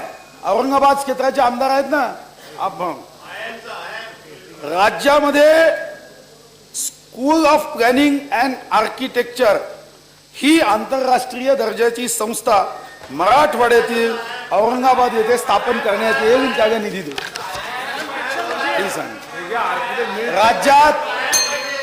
राज्यात नागपूर येथे राष्ट्रीय औषध निर्माणशास्त्र शिक्षण व संशोधन संस्था सुरू करण्याचा शासनाचा मानस आहे. केंद्राने ती घोषित केली आहे. एक महत्वाचा निर्णय आपण करतोय चव्हाण साहेब, आणि हा तुम्हाला आवडणारा निर्णय असेल. केंद्रीय नागरी सेवेमधील मराठी टक्का वाढविण्यासाठी केंद्रीय लोकसेवा आयोगाची पूर्व परीक्षा उत्तीर्ण होणाऱ्या महाराष्ट्रातील सर्व उमेदवारांना जे पूर्व परीक्षा पास होतील त्या सर्वांना मुख्य परीक्षा व मुलाखत पूर्व प्रशिक्षणाकरता राज्य सरकार संपूर्ण ट्रेनिंग करण्यासाठी मोठा हिस्सा उचलणार आहे. कारण आपल्या राज्यातली IAS, IPS, IFS, IRS इतकी जर टक्केवारी वाढली आणि महाराष्ट्रातले शिंदे चव्हाण हे जर उद्या अमेरिकेपर्यंत गेले तर मी विश्वास देतो की राज्याला विदेशातून किंवा केंद्रातून कधीच पैशाचा ओघ कमी पडणार नाही. आपले IAS, IPS, IRS, IFS हे तरुण सर्व राज्यभर देशभर पोहोचावे याकरता मी ही योजना करतोय की जे पूर्व परीक्षा पास होतील त्यांना ही टक्केवारी वाढवण्यासाठी सरकारतर्फे जेही पैसे लागतील ते खर्च करणार आहोत आपण. आणि यासोबत आता शिंदे चव्हाण आपण सुद्धा केदार साहेब आपण येऊ. दुसरा निर्णय आपण करतोय तो म्हणजे आता या पूर्व परीक्षेची तयारी करणारे 4च केंद्र आहे. वळसे पाटील साहेब आपण मिळून केलं होतं, आपल्याला आठवत आहे. माझा ठराव होता.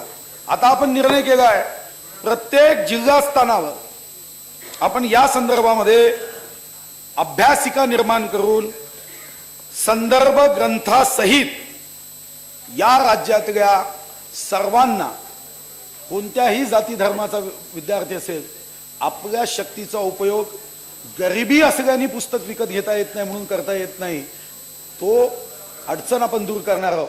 आणि प्रत्येक जिल्हास्थानावर आपण या संदर्भामधली पूर्व प्रशिक्षण केंद्र, अभ्यासिका व संदर्भ ग्रंथासह प्रत्येक जिल्ह्यामध्ये आपण करण्याचा मानस आपला निश्चित आहे. आणि 20 कोटी रुपये आपण त्यासाठी आत्ता राखले आणि पुढे आपण या संदर्भामध्ये पैसे खर्च करणार आहोत. नाही, नंतर नाही पैसे ठेवले, नंतर म्हणजे बजेटच्या बाहेर नाही आहे. नाही, ठोक तरतूद केली आहे, चिन्हांकित. पुणे, औरंगाबाद, अकोला, अंबेजोगाई, जिल्हा बीड. बघा आराम.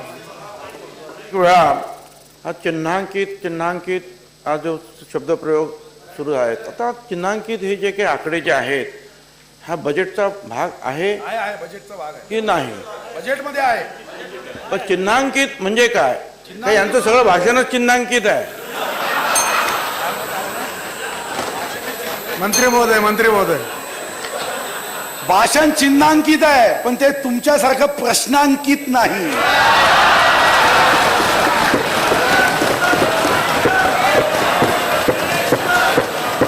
पुणे, औरंगाबाद, अकोला, अंबेजोगाई, जिल्हा बीड, सोलापूर, नांदेड, मिरज, जिल्हा सांगली, धुळे, यवतमाळ, लातूर, इंदिरा गांधी वैद्यकीय महाविद्यालय नागपूर, शासकीय वैद्यकीय महाविद्यालय नागपूर यांच्या पदव्युत्तर अभ्यासक्रमाचं श्रेणीवर्धन करण्याचा निर्णय केला आहे. आणि त्यासाठी अतिरिक्त या अभ्यासक्रमाचं जे श्रेणीवर्धन करायचं आहे, अपग्रेडेशन करायचं आहे, त्याच्यासाठी 20 कोटी रुपये आपण ठेवले आहे. वैद्यकीय महाविद्यालयाच्या इमारतीचे बांधकाम यामध्ये बारामती, नंदुरबार, मुंबई, अलिबाग, सातारा, गोंदिया, चंद्रपूर यासाठी 35 अधिक 100 135 कोटी रुपये आपण सध्याचा ठेवला आहे. यामध्ये आपण PPP मॉडेल करता येते का मध्य प्रदेशच्या धर्तीवर याचा विचार करतोय, कारण या 6 महाविद्यालयाचं दायित्व खूप मोठं आहे आणि या संदर्भात सर्वांना विश्वासात घेऊन आपण याचे मॉडेल करणार आहोत. पण सुरुवात म्हणून आपण आता 135 कोटी रुपये याच्यावर यावर्षीसाठी ठेवले आहे.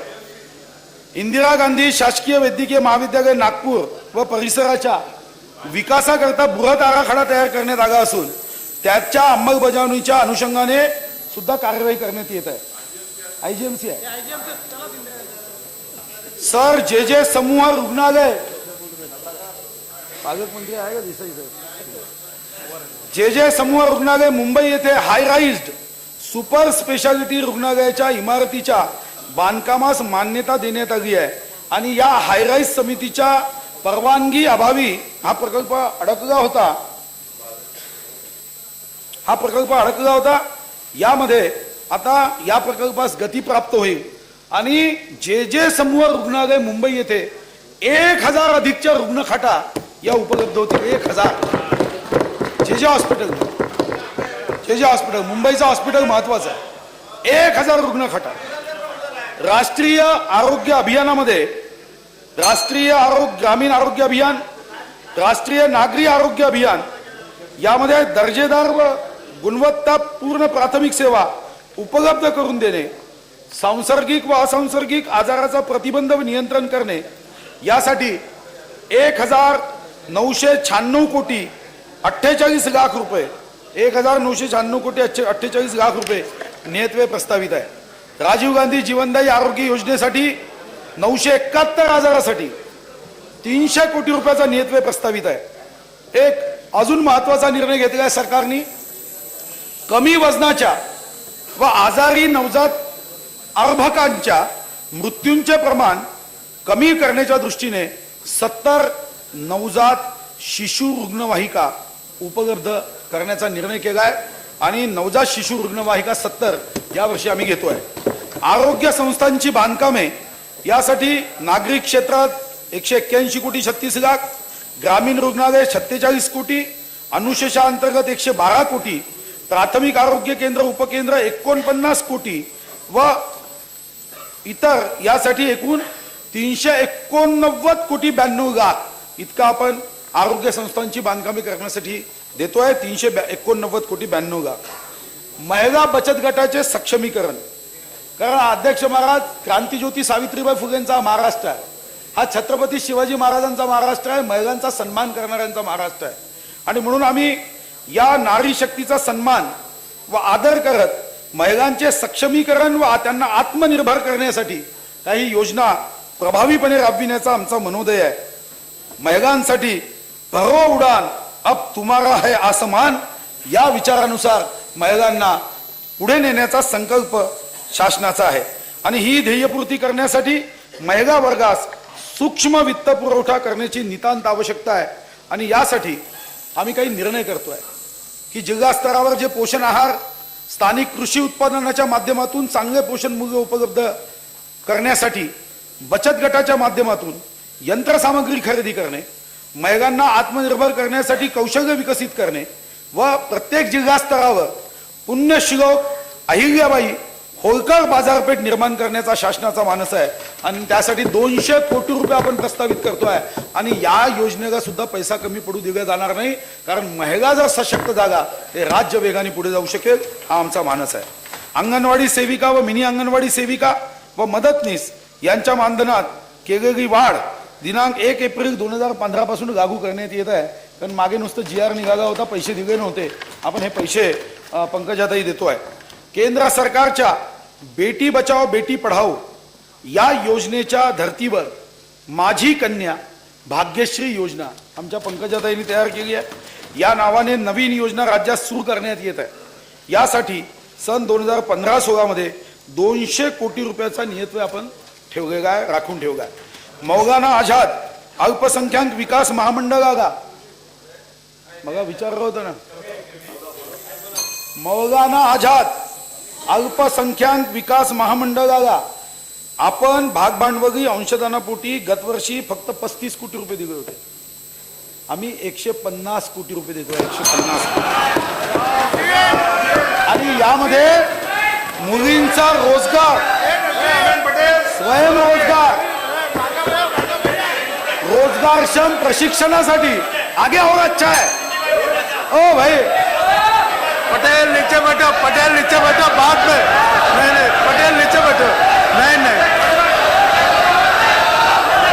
अभी नहीं, पटेल आप नीचे बैठो, बाद में पूछो, बाद में, अभी नहीं, अभी नहीं, अभी नहीं. मंत्री महोदय, मंत्री महोदय, मंत्री महोदय, तुम्ही सुरू करा. आप गुस्सा मत करो, मैं आगे बताता हूँ, आप रुको तो, मैं आगे और कई योजना है. भाई साहब, आप आगे सुनेंगे ना तो आप भी कहोगे. आप आगे क्या कहोगे मैं बताता हूँ, बाद में शेर में बताता हूँ. ये तो अपन 35 करोड़ थे, अपन ने 150 करोड़ किए. और हमारी मुस्लिम बहनों के लिए हम कई योजना इसमें प्रस्तावित कर रहे हैं इसमें. और मैं आपको आगे बताता हूँ, हमने जो मुस्लिम बहुल लोकसंख्या के गाव है, मुस्लिम बहुल लोकसंख्येची जी गावं आहे ना आपल्या राज्यामध्ये 440 गाव आहे की ज्याच्यामध्ये 50% पेक्षा जास्त मुस्लिम लोकसंख्या आहे राज्यात. या 440 गावांना सांगतो, तेही सांगतो, त्यांचं रक्षण आणि भविष्य हे दोन्हीही सुरक्षित आहे, चिंता करू नका. यामध्ये 440 गावं याचाही आपण एक स्पेशल प्रोजेक्ट करतोय. आणि त्यासाठी आता थोडे पैसे कमी आहे पण वाढवून देणार. आता 25 कोटी त्याच्यासाठी ठेवले आहे. आणि यासोबत इसके बाद और बता रहा हूं, भिवंडी, मालेगांव, मीरज, इसके लिए भी हम एक विशेष योजना बना रहे हैं. विशेष योजना मालेगांव, भिवंडी, मीरज, क्योंकि हमारी नजर में हिंदू मुस्लिम सिख ईसाई हम सब है भाई भाई. ये बीच में अड़चन गाती है कांग्रेस आई. अनुसूचित जाती उपयोजना, अनुसूचित जाती उपयोजना, अनुसूचित जातीच्या लोकसंख्येच्या प्रमाणात अनुसूचित जाती उपयोजनेसाठी 6,490 कोटी रुपये इतका नियतव्यय प्रस्तावित आहे. 6,490 कोटी. मी आता बाकी विस्तृत वाचत नाही कारण मग ते वसतिगृह होतं. विशेष सहाय्य योजनेअंतर्गत BPL कुटुंबातील वृद्ध निराधार, विधवा, परित्यक्त्या, अपंग या घटकांना संजय गांधी निराधार अनुदान योजना व श्रावणबाग योजना यासाठी 1,451 कोटी 50 लाख रुपयाची तरतूद आहे. करतोय ती करतोय हा आपण आदिवासी लोकसंख्येच्या प्रमाणात आदिवासी उपयोजनेसाठी 5,170 कोटी रुपयाची तरतूद आहे. मी इथं आता विस्तृत वाचत नाही कारण डिटेल आपण नंतर बघू शकता. आदिवासी उपयोजनेतून ग्रामपंचायतीला थेट निधी मी आपण मग सांगितलं आपण 5% निधी देतोय. अमरावती, औरंगाबाद अपन वहां चर्चा किए थे. नाशिक, नागपूर सीसीटीव्ही कॅमेरे यावर्षी बसवण्याचा आपण निर्णय केला आणि अमरावती, औरंगाबाद, नाशिक, नागपूर या ठिकाणी सीसीटीव्ही कॅमेरे आपण बनवतोय. एक महत्वाचा निर्णय आपण एक केलाय आणि तो आहे राज्यामध्ये सायबर गुन्ह्यांच्या संख्येमध्ये मुश्रीफ साहेब वाढ होते आहे मोठ्या प्रमाणात. एखाद्या मुलीचं अध्यक्ष महाराज विद्रूप चित्र टाकण्यात येतं. अध्यक्ष महाराज ज्याच्या वेदना त्याला माहीत असतात. यावर कडक कारवाई करण्याची आवश्यकता आहे आणि म्हणून प्रत्येक जिल्ह्यामध्ये आपण सायबर क्राईम लॅब काढतोय आणि त्याच्यासाठी 18 कोटी रुपये साधारणतः एका जिल्ह्याला 50 लक्ष खर्च येईल. एक 40-50च्या आसपास येतो. आपण 50 लक्षाच्या हिशोबाने 36 जिल्ह्यासाठी 18 कोटी रुपये आपण यावर्षी देतोय की ज्यामध्ये आमच्या बहिणींच्या सायबर क्राईम लॅबच्या माध्यमातून जर कोणी अशी छेड करण्याचा प्रयत्न केला, विद्रूपता करण्याचा प्रयत्न केला तर छत्रपती शिवाजी महाराजांच्या या राज्यामध्ये त्याला धडा शिकवण्याचा संकल्प या सरकारचा. राज्यातील पोलीस ठाणी व वसाहतीमध्ये आधुनिक सुविधा पुरविण्याचा शासनाचा मानस आहे आणि त्यासाठी नागपूर जिल्ह्यातील लकडगंज हे पहिले स्मार्ट पोलीस ठाणे आहे ना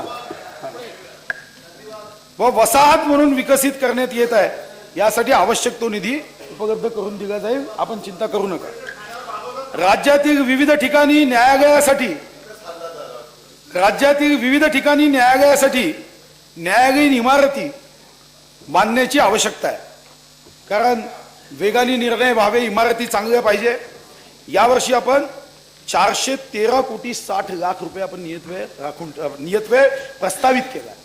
413 कोटी 60 लक्ष वेगाने निर्णय करता यावे. डिजिटल महाराष्ट्र हा एक महत्वाचा आहे सरकारचा उपक्रम आहे. 21वे शतक हे तंत्रज्ञानाचे युग मानले जाते. तंत्रज्ञानाचा वापर केवळ सरकार, लोकप्रतिनिधी व सरकारी कार्यालयाच्या सोयीसाठी न करता जनतेच्या सोयीसाठी व रक्षणासाठी केला जावा. तसेच या तंत्रज्ञानाच्या माध्यमातून शासकीय माहिती सर्वसामान्य जनतेला सहजपणे उपलब्ध व्हावी यासाठी डिजिटल महाराष्ट्र ही संकल्पना राबविण्याचा शासन संकल्प करीत आहे. यासाठी माहिती व तंत्रज्ञान विभागास 10 कोटी रुपये हा नियतव्यय प्रस्तावित असून आवश्यक तो निधी उपलब्ध करून दिला जाईल. लाभार्थ्यांना थेट वित्तीय सहाय्य यामध्ये मी विस्तृत आता वाचत नाही. त्यामध्ये जाम जनधन योजना, आधार क्रमांक किंवा मोबाईल या सिस्टीम मध्ये जोडता येईल काय याचा आम्ही अभ्यास केला आणि यामध्ये मग शिष्यवृत्त्या, शिक्षण शुल्क, प्रतिपूर्ती, बायोमेट्रिक करणे, जनधन, आधार आणि मोबाईल याचा उपयोग करून राज्याच्या सर्व योजना यावर योग्य पद्धतीने नियंत्रण करण्यासाठी आम्ही थेट वित्तीय सहाय्य हे जनधन, आधार आणि मोबाईल अशा जाम योजनेच्या माध्यमातून करतोय. सार्वजनिक वितरण व्यवस्थेमधला भ्रष्टाचार सर्वांसाठी चिंतेची बाब आहे आणि यासाठी राज्यात सर्व रेशन दुकान, सार्वजनिक वितरण व्यवस्था हे बायोमेट्रिक करण्याचा आपण निर्णय केला.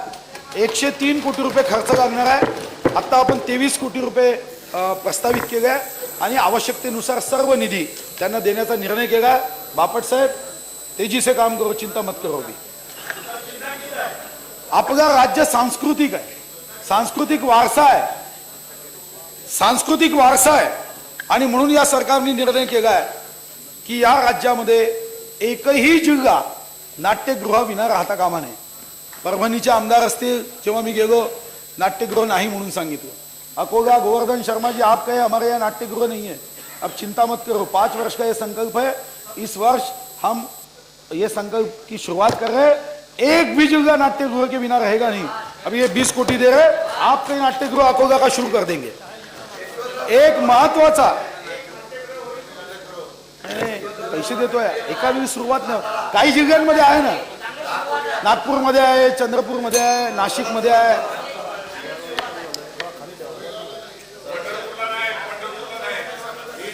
देऊ महाराष्ट्रातील ज्या लोककला व जी लोकवाद्य आजच्या आधुनिक युगात नामशेष व गुप्त होत चालली आहे, अशा लोककला व अशी लोकवाद्ये याचे संगणकीय दस्तऐवजीकरण करून त्यांचे जतन करण्यात येणार आहे। त्याच्यासाठी 70 लाख रुपये ठेवले आहे। छत्रपती शिवाजी महाराजांचं स्मारक महाराष्ट्र राज्याच्याच नव्हे तर संपूर्ण देशाच्या नव्हे जगाच्या इतिहासात वर्तमानाची व भविष्याची जडणघडण छत्रपती शिवाजी महाराज व भारतरत्न डॉक्टर बाबासाहेब आंबेडकर या 2 थोर युगपुरुषांशी निगडीत आहे। अरबी समुद्रात छत्रपती शिवाजी महाराजांचे आंतरराष्ट्रीय दर्जाचे भव्य स्मारक व मुंबईतील मध्यवर्ती ठिकाण असलेल्या हिंदू मिलच्या जागेवर भारतरत्न डॉक्टर बाबासाहेब आंबेडकर यांचे स्मारक उभारण्याचा या शासनाचा मानस आहे, संकल्प आहे। आणि यासाठी 100 कोटी रुपये आपण नियतव्यय प्रस्तावित केला आहे। यासोबत दीक्षाभूमीच्या विकासासाठी निधी उपलब्ध करून देण्यात येणार आहे। मुंबई विद्यापीठात कैलासवासी बाळासाहेब ठाकरे अध्यासन केंद्र स्थापन करण्यात येईल व त्याकरता 5 कोटी रुपयाचा निधी देण्यात येईल अशीही मी घोषणा करतोय। यासोबतच स्वर्गीय बाळासाहेब ठाकरे, स्वर्गीय गोपीनाथजी मुंडे यांचे सामाजिक व राजकीय क्षेत्रात अमूल्य योगदान आहे। त्यांच्या स्मृती जतन करण्यासाठी अनुक्रमे मुंबई व औरंगाबाद येथे त्यांची स्मारके उभारण्यात येईल।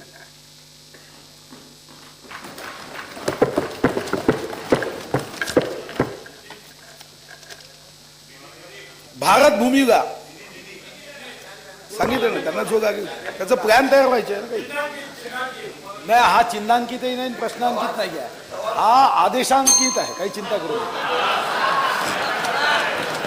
नाही का। शेवटचे आता 5-6 मुद्दे आहे पण महत्वाचे आहे, हा महत्वाचे मुद्दे आहे। नंतर बोला ना, चर्चेला वेळ आहे, चर्चेला वेळ आहे नंतर। 3 दिवस आहेत चर्चेला। अध्यक्ष महाराज, भारत भूमीला स्वातंत्र्य मिळवून देण्यासाठी ज्या शूरवीरांनी हसत हसत आपल्या प्राणाचे बलिदान दिले, अशा शूरवीरांची हुतात्म्याची स्मारके आमच्या पिढीसाठी स्फूर्तीस्थळे आहे। ज्वाज्वल्य देशभक्तीचे स्फुलिंग चेतवणाऱ्या या हुतात्मा स्मारकांची दुरावस्था ही समाजासाठी चिंतेची बाब आहे। आपल्या संस्कृतीचा मानबिंदू असलेल्या या हुतात्मा स्मारकांची दुरुस्ती व नूतनीकरण करण्याचा आमचा संकल्प आहे।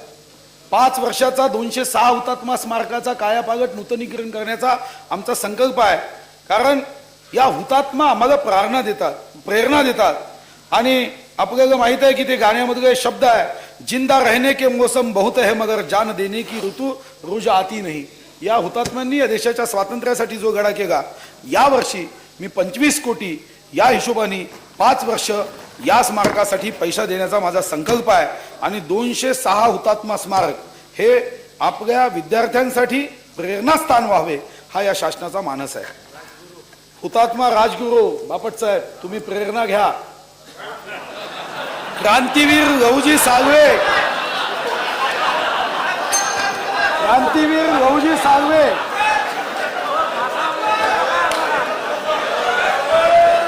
वीर बाबूराव पुगेश्वर शेडमाके या क्रांतीवीरांच्या स्मृतीचे जतन व्हावे, या क्रांतीवीरांच्या स्मृतीचे जतन व्हावे यासाठी त्यांच्या स्मारकाचे बांधकाम करण्याचा, तसेच संजय राठोडजी आप बहुत चिंता करते हो, चिंता जास्त करायची नाही। श्री संत सेवालाल महाराज समाधी स्थळ पोहरा देवी जिल्हा वाशिम, संत मुंगसाजी महाराज समाधी स्थळ धामणगाव देव जिल्हा यवतमाळ, आमचे विजय देशमुख कुठे आहे, जगज्योती महात्मा बसवेश्वर मंगळवेढा जिल्हा सोलापूर या समाधी स्थळाचा, तसेच राष्ट्र संत तुकडोजी महाराज यांची तपोभूमी गोंदोडा तालुका चिमूर है ना, यहाँ पे जिल्हा चंद्रपूर या स्तरांचा विकास करण्यासाठी 31,70,00,000 रुपये यावर्षी खर्च करण्याचा सरकारचा मानस आहे. असं म्हणतात अध्यक्ष महाराज कि जो भरा नहीं है भावों से, जो भरा नहीं है भावों से, बहती जिसमें रसधार नहीं, वह हृदय नहीं है पत्थर है जिसमें शहीदों का प्यार नहीं. आणि म्हणून आम्ही निर्णय केला की देशासाठी आपल्या प्राणाची बाजी लावून घडणाऱ्या व प्रसंगी प्राणाची आहुती देणाऱ्या भारतीय सैन्य दलातील वीरांना परमवीर चक्र देऊन गौरविण्यात येते. अशा वीरांचे भव्य स्मारक मुंबईमध्ये उभारण्याचा शासनाचा मानस आहे. मंगल प्रभा जी कहाँ है भाई? परमवीर का हम एक अच्छा स्मारक बनाना चाहते हैं. यासाठी 15 कोटी रुपये नियतव्यय चिन्हांकित केला आहे. तसेच अध्यक्ष महाराज या शूरवीरांची ओळख महाराष्ट्रातील विद्यार्थ्यांना व्हावी व त्यांच्या पराक्रमापासून स्मृती घेऊन समर्थ नागरिक निर्माण व्हावे यासाठी राज्यस्तरीय निबंध स्पर्धा आयोजित करून या विजेत्यांना आकर्षक पारितोषिक देण्याचाही आम्ही निर्णय या परमवीर चक्र स्मारकाच्या माध्यमातून केला आहे. एक सुंदर स्मारक मुंबईमध्ये उभं करण्याचा आमचा मानस आहे. 956 दुर्मिळ ग्रंथाचे डिजिटायझेशन तसेच तंजावर विद्यापीठात उपलब्ध असलेले मोडी लिपीतील ऐतिहासिक दस्तऐवज देवनागरी लिपीत रूपांतरित करणे इत्यादी उपक्रम शासनाने हाती घेतले आहे आणि त्यासाठी 14,71,00,000. एशियाटिक ग्रंथालयाचं डिजिटायझेशन करण्यासाठी 5 कोटी नियतव्यय आता चिन्हांकित केला आहे. एक महत्वाचा निर्णय आम्ही करतोय तो राज्यामध्ये आता सध्या आपल्याकडे 449 कायदे, आपलं अधिवेशन सुरू व्हायच्या अगोदर राज्यामध्ये 449 कायदे होते. 41,479 चिया आणि अंदाजे 1256 योजना या राज्यात आहे. या सर्वांचं योजना, कायदा, शासन निर्णय याचं मूल्यमापन करून लोकहिताच्या दृष्टिकोनातून याचं वर्गीकरण करणं आवश्यक आहे आणि अनावश्यक बाबी रद्द करण्यासाठी एक पथदर्शक मूल्यमापन समिती करण्याचा शासनाचा मानस आहे आणि आम्ही निर्णय घेतला आहे. शेतीसाठी प्रस्तावित केलेल्या विविध योजना, उद्योग व व्यापारासाठी पोषक वातावरण, उत्तम पायाभूत सुविधा, शासकीय निधीचा परिणामकारक विनियोग व एकंदरीत चोख आर्थिक व्यवस्थापन यामुळे राज्य यापुढे 2 अंकी विकास दर गाठेल याची मला पूर्ण खात्री आहे. हे करीत असताना शेतीला स्थिरता प्राप्त होऊन शेतीचा विकास दर हा निश्चित वाढेल असाही विश्वास आहे. सभागृहासमोर मागील वर्षाच्या आर्थिक घडामोडीचा परामर्श घेणारा आर्थिक पाहणी अहवाल मी कागद सादर केला आहे. त्यातल्या तपशिलात मी जात नाही. पूर्वानुमानुसार 2004-05च्या स्थिर किमतीवर आधारित राज्याचे स्थूल राज्य उत्पन्न 14-15 मध्ये मागील वर्षाच्या तुलनेत 5 हे झालं ना. गहू वस्तात मी घेतलं, तुमचं लक्ष नव्हतं. नाही गहूजी वस्तादचं घेतलं. नाही ते आहे, पुस्तकात आहे, वाचा. गहूजी वस्ताद आहे. पूर्वानुमानुसार 5.60% वाढणे अपेक्षित असून मागील वर्षात ते 7.3% वाढले. यावर्षी केंद्रीय सांख्यिकी कार्यालय भारत सरकार यांनी पायाभूत वर्ष 11-12 निश्चित केलं. नवीन मागिकेनुसार या वाढीच्या दरात बदल अपेक्षित आहे. प्रचलित किमतीनुसार 2013-14 मध्ये महाराष्ट्राचे अंदाजित दरडोई राज्य उत्पन्न 1,17,091 रुपये इतके आहे. 1,17,091 कोटी रुपये इतके आहे. तर अंदाजित दरडोई राष्ट्रीय उत्पन्न 80,388, मी तिथं कोटी शब्द चुकला आहे, 1,17,091 रुपये दरडोई उत्पन्न. 1-2 मिनिटं. अखिल भारतीय घाऊक किमतीच्या निर्देशांकानुसार आधारित चरणवाढीचा दर एप्रिल 14 ते फेब्रुवारी 15च्या कालावधी करता 5.98% होता आणि तो तुलनेत 2.5% एवढा वाचला आहे. बाकी माहिती आपल्याला वाचता येईल. फक्त मी शेवटी एवढंच सांगतो की 2015-16चा अर्थसंकल्प सादर करण्याच्या शेवटच्या टप्प्यात बोलू नका.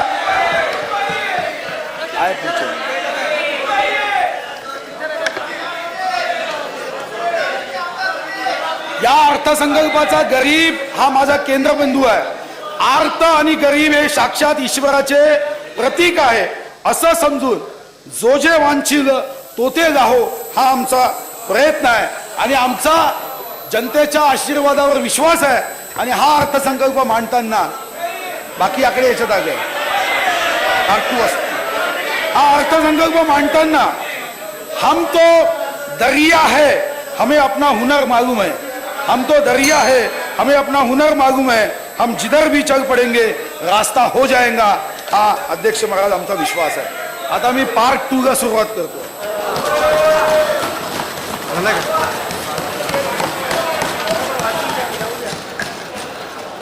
मी आता अर्थसंकल्पाचा भाग 2 सभागृहासमोर सादर करीत आहे.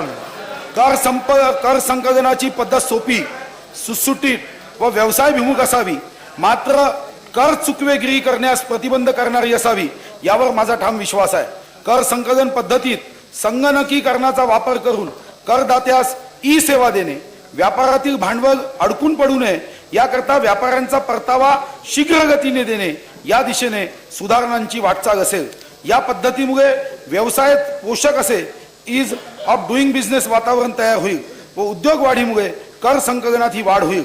सन 2014-15 साठी कर संकलनाचे उद्दिष्ट रुपये 1,18,640 कोटी आहे. मला विश्वास आहे की कर संकलनाचे उद्दिष्ट गाठण्यात येईल. वस्तू व सेवा कर लागू करण्यासाठी घटना दुरुस्ती विधेयक केंद्र शासनाने लोकसभेत मांडले आहे. देशात दिनांक 1 एप्रिल 2016 पासून वस्तू व सेवा कर आकारणी सुरू होणे अपेक्षित आहे. या कर प्रणालीमुळे भारतातील अप्रत्यक्ष कर पद्धतीत आमूलाग्र बदल होणार आहे.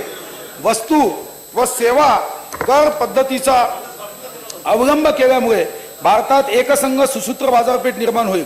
भारतात तयार होणारी उत्पादने जागतिक पातळीवर स्पर्धात्मक होईल. मला खात्री आहे की वस्तू व सेवा करामुळे उत्पादन क्षेत्रास चालना मिळून मेक इन महाराष्ट्र कार्यक्रमास गती येईल. तसेच करदात्यास कर संबंधी नियमाची पूर्तता करणे सुकर होईल. महाराष्ट्र राज्य सुधारणा प्रक्रियेत नेहमीच अग्रेसर राहिले आहे. राज्याने वस्तू व सेवा करास पाठिंबा दिला आहे. संगणकीकृत कर प्रशासन ही आजच्या काळाची गरज आहे आणि त्या दृष्टीने वस्तू व सेवा कर कायद्यामध्ये सॉफ्टवेअर बनवण्याचं काम सुरू आहे. सटई क्षेत्राच्या अधिमूल्यात वाढ, सर्व प्रकारच्या विकास व बांधकाम परवानग्या त्वरित देण्यात याव्यात व या माध्यमातून जनतेची सोय व्हावी, तसेच शासनास महसूल मिळावा यासाठी शासनाचा प्रयत्न आहे. त्या संदर्भातलं विस्तृत आपण छापील पुस्तकावरून वाचता येईल. देशी मद्यावरील कर रचनेत सन 2013 मध्ये बदल करण्यात आला होता. त्यामध्ये मी आणखी बदल करीत आहे. देशी मद्यावरील उत्पादन शुल्काचा दर हा निर्मिती मूल्याच्या 200% अथवा 120 प्रति प्रूफ लिटर यापैकी जो जास्त असेल तो राहील. 200% अथवा 120 प्रति प्रूफ लिटर. शांत बसा. अध्यक्ष महाराज, मूल्यवर्धित कर कायद्यात काही बदल सुचवतो आहे. केंद्र शासन सेवा कराची आकारणी करते. काही व्यवहारावर विक्री कर व सेवा कराची आकारणी होते. करावर कर लागू नये म्हणून अशा व्यवहारामध्ये यापुढे सेवा कर वेगळ्याने बिलात वसूल केला असल्याचा त्याचा समावेश विक्री व खरेदी किमतीत होणार नाही. आपण महत्वाचा निर्णय घेतोय कारण त्याचं जे एकूण किंमत आहे त्याच्यावर सेवा कर आणि मग व्हॅट लागायचा हा पण एक निर्णय घेतला. विक्री कर विभागातर्फे केल्या जाणाऱ्या व्यवसाय लेखापरीक्षण किंवा अन्वेषण कार्यवाहीत आढळून आलेल्या निष्कर्षाच्या अनुषंगाने व्यापारी सुधारित विवरणपत्र दाखल करू शकतो. सध्या अशा प्रकारे फक्त एकदा सुधारित विवरणपत्र दाखल करता येते. ही अट शिथिल करण्यात येत असून यापुढे लेखापरीक्षण अथवा अन्वेषणादरम्यान आढळून आलेल्या निष्कर्षानुसार व्यापारी एकापेक्षा जास्त सुधारित विवरणपत्र दाखल करू शकेल. हा दुसरा निर्णय केला. विवरणपत्र उशिरा दाखल केल्यास जे विलंब शुल्क लागू होते ते आता 2000 ऐवजी आपण 1000 रुपये करतोय. मूल्यवर्धित कायद्याअंतर्गत कोणतीही कार्यवाही प्रलंबित असताना व्यापाऱ्याने काही व्यवहारावर कर भरणा बरोबर केला नाही अशी खात्री झाल्यास व्यवहार निहाय निर्धारणा कार्यवाही सुरू करता येते. याऐवजी व्यापारी काही व्यवहारावर कर भरणा योग्यरित्या करत नाही किंवा टाळण्याचा प्रयत्न करत आहे असे सकारण वाटल्यास अशा व्यवहाराची निर्धारणा सुरू करता येईल. तसेच सदर निर्धारणा पूर्ण करण्यासाठी कालमर्यादा निश्चित करणे व एकतर्फी आदेश झाल्यास तो रद्द करण्याची तरतूद करण्याचे प्रस्तावित आहे. मूल्यावर्धित कर कायद्याअंतर्गत व्यापारी वार्षिक सुधारित विवरणपत्र दाखल करून जादा कराचा भरणा करू शकतो. अशा वेळी अतिरिक्त करावर व्याजाची परिगणना सध्याच्या पद्धतीने न करता ज्या वर्षाचे सुधारित विवरणपत्र आहे त्या वर्षातील 1 ऑक्टोबर पासून करावी असे प्रस्तावित करीत आहे. विशिष्ट प्रकरणात सुधारित विवरणपत्राचा कालावधी वर्षापेक्षा कमी असल्यास अशा प्रकरणात व्याज केव्हापासून लागेल याबाबतही सुधारणा करण्यात येईल. अपीलावर व पुनर्विलोकनावर निर्णय घेत असताना त्या निर्णयाचा परिणाम जर दुसऱ्या कायद्यातील करदायित्वावर होत असेल तर त्या कायद्याखालील संबंधित प्राधिकाऱ्यासमोर नसेल तर त्याला या कायद्यातील तरतुदीनुसार निर्णय घेता यावा यासाठी सध्याच्या तरतुदीमध्ये काही तांत्रिक सुधारणा प्रस्तावित आहे. कंपन्याचे एकत्रीकरण किंवा विभक्तीकरणास उच्च न्यायालय मान्यता देते. उच्च न्यायालयाने मान्यता दिल्यानंतर संबंधित कंपनीस कंपनी निबंधकाकडे त्यासंबंधी अर्ज करावा लागतो. कंपनी निबंधकाने एकत्रीकरण अथवा विभक्तीकरणाची नोंद घेतल्याच्या दिनांकापासून 30 दिवसाच्या आत नवीन नोंदणी दाखल्यासाठी अर्ज करता येतो. सध्याचा नोंदणी दाखला रद्द करण्याच्या या विषयाच्या तरतुदीमध्ये बदल करण्याचे मी प्रस्तावित करतो. अध्यक्ष महाराज, मी आता काही माझे कर विषयक प्रस्ताव सभागृहासमोर सादर करीत आहे. राज्याचा वाजवी महसूल संरक्षित व्हावा या उद्देशाने काही वस्तूवर सध्या प्रवेश कराची आकारणी केली जाते. शेजारील राज्यातून लॉंग स्टील थेट ग्राहकांना विकण्यात येते असे माझ्या निदर्शनास आले आहे. त्यामुळे राज्य शासनास त्याच्या वाजवी महसुलास मुकावे लागत आहे. लॉंग स्टीलच्या राज्यात होणाऱ्या उपभोगावर राज्य शासनास वाजवी कर प्राप्त व्हावा म्हणून लॉंग स्टीलवर 5% प्रवेश कर आकारण्याचे मी प्रस्तावित करीत आहे. लॉंग स्टीलवर दुहेरी आकारणी होऊ नये याकरता नियमाप्रमाणे प्रवेश कराची वजावट अनुज्ञेय असेल. सध्या लाकूड विरहित प्लेन आणि प्री लॅमिनेशन इकोमार्कचा लोगो असलेल्या पार्टिकल बोर्डावर 5% कराची आकारणी करण्यात येते. इको मार्कचे बोर्ड व इतर प्लायवूड यामध्ये फारसा फरक नसल्यामुळे सर्व प्रकारच्या प्लेन आणि प्री लॅमिनेटेड पार्टिकल बोर्डावर 12.5% दराने मूल्यावर्धित कराची आकारणी करण्याचे मी प्रस्तावित करीत आहे. राज्यात काही जीवनावश्यक वस्तू जसे तांदूळ, गहू, डाळी, त्यांचे पीठ, हळद, मिरची, चिंच, गूळ, नारळ, धने, मेथी, पापड, ओला खजूर, सोलापुरी चादर व टावेल्स यावर दिनांक 31 मार्च 2015 पर्यंत सूट देण्यात आली होती. सदर सूट दिनांक 31 मार्च 2016 पर्यंत चालू ठेवण्याचे मी घोषित करीत आहे. त्यासोबतच बेदाणे, आमचे स्वर्गीय RR पाटील त्यासाठी खूप संघर्ष करायचे. बेदाणे व मनुकावरील कर सवलत देखील दिनांक 31 मार्च 2016 पर्यंत सुरू राहील. चहावरील सवलतीचा 5% कराचा दरही दिनांक 31 मार्च 2016 पर्यंत चालू राहील. एक महत्वाचा निर्णय मी घेतोय. सध्या मासिक रुपये 7,500 पेक्षा जास्त वेतन असणाऱ्या सर्वांनाच व्यवसाय कर भरावा लागतो. मी महिलांसाठी व्यवसाय कर आकारणीची वेतन मर्यादा वाढवून रुपये 10,000 करीत आहे. रुपये 10,000 पर्यंत मासिक वेतन व उत्पन्न असणाऱ्या महिलांना यापुढे व्यवसाय कर लागणार नाही. याचा फायदा 1,50,000 नोकरदार व कर्मचारी महिलांना होईल. मी महिलांच्या पर सांगली नाही ना पंकजाताई आज, बरं झालं आता नवीन घ्या. मी महिलांच्या पर्सेस व हँडबॅग्स वरील मूल्यवर्धित कराचा दर 12.5% वरून 5% आणतो. कर्करोगावरील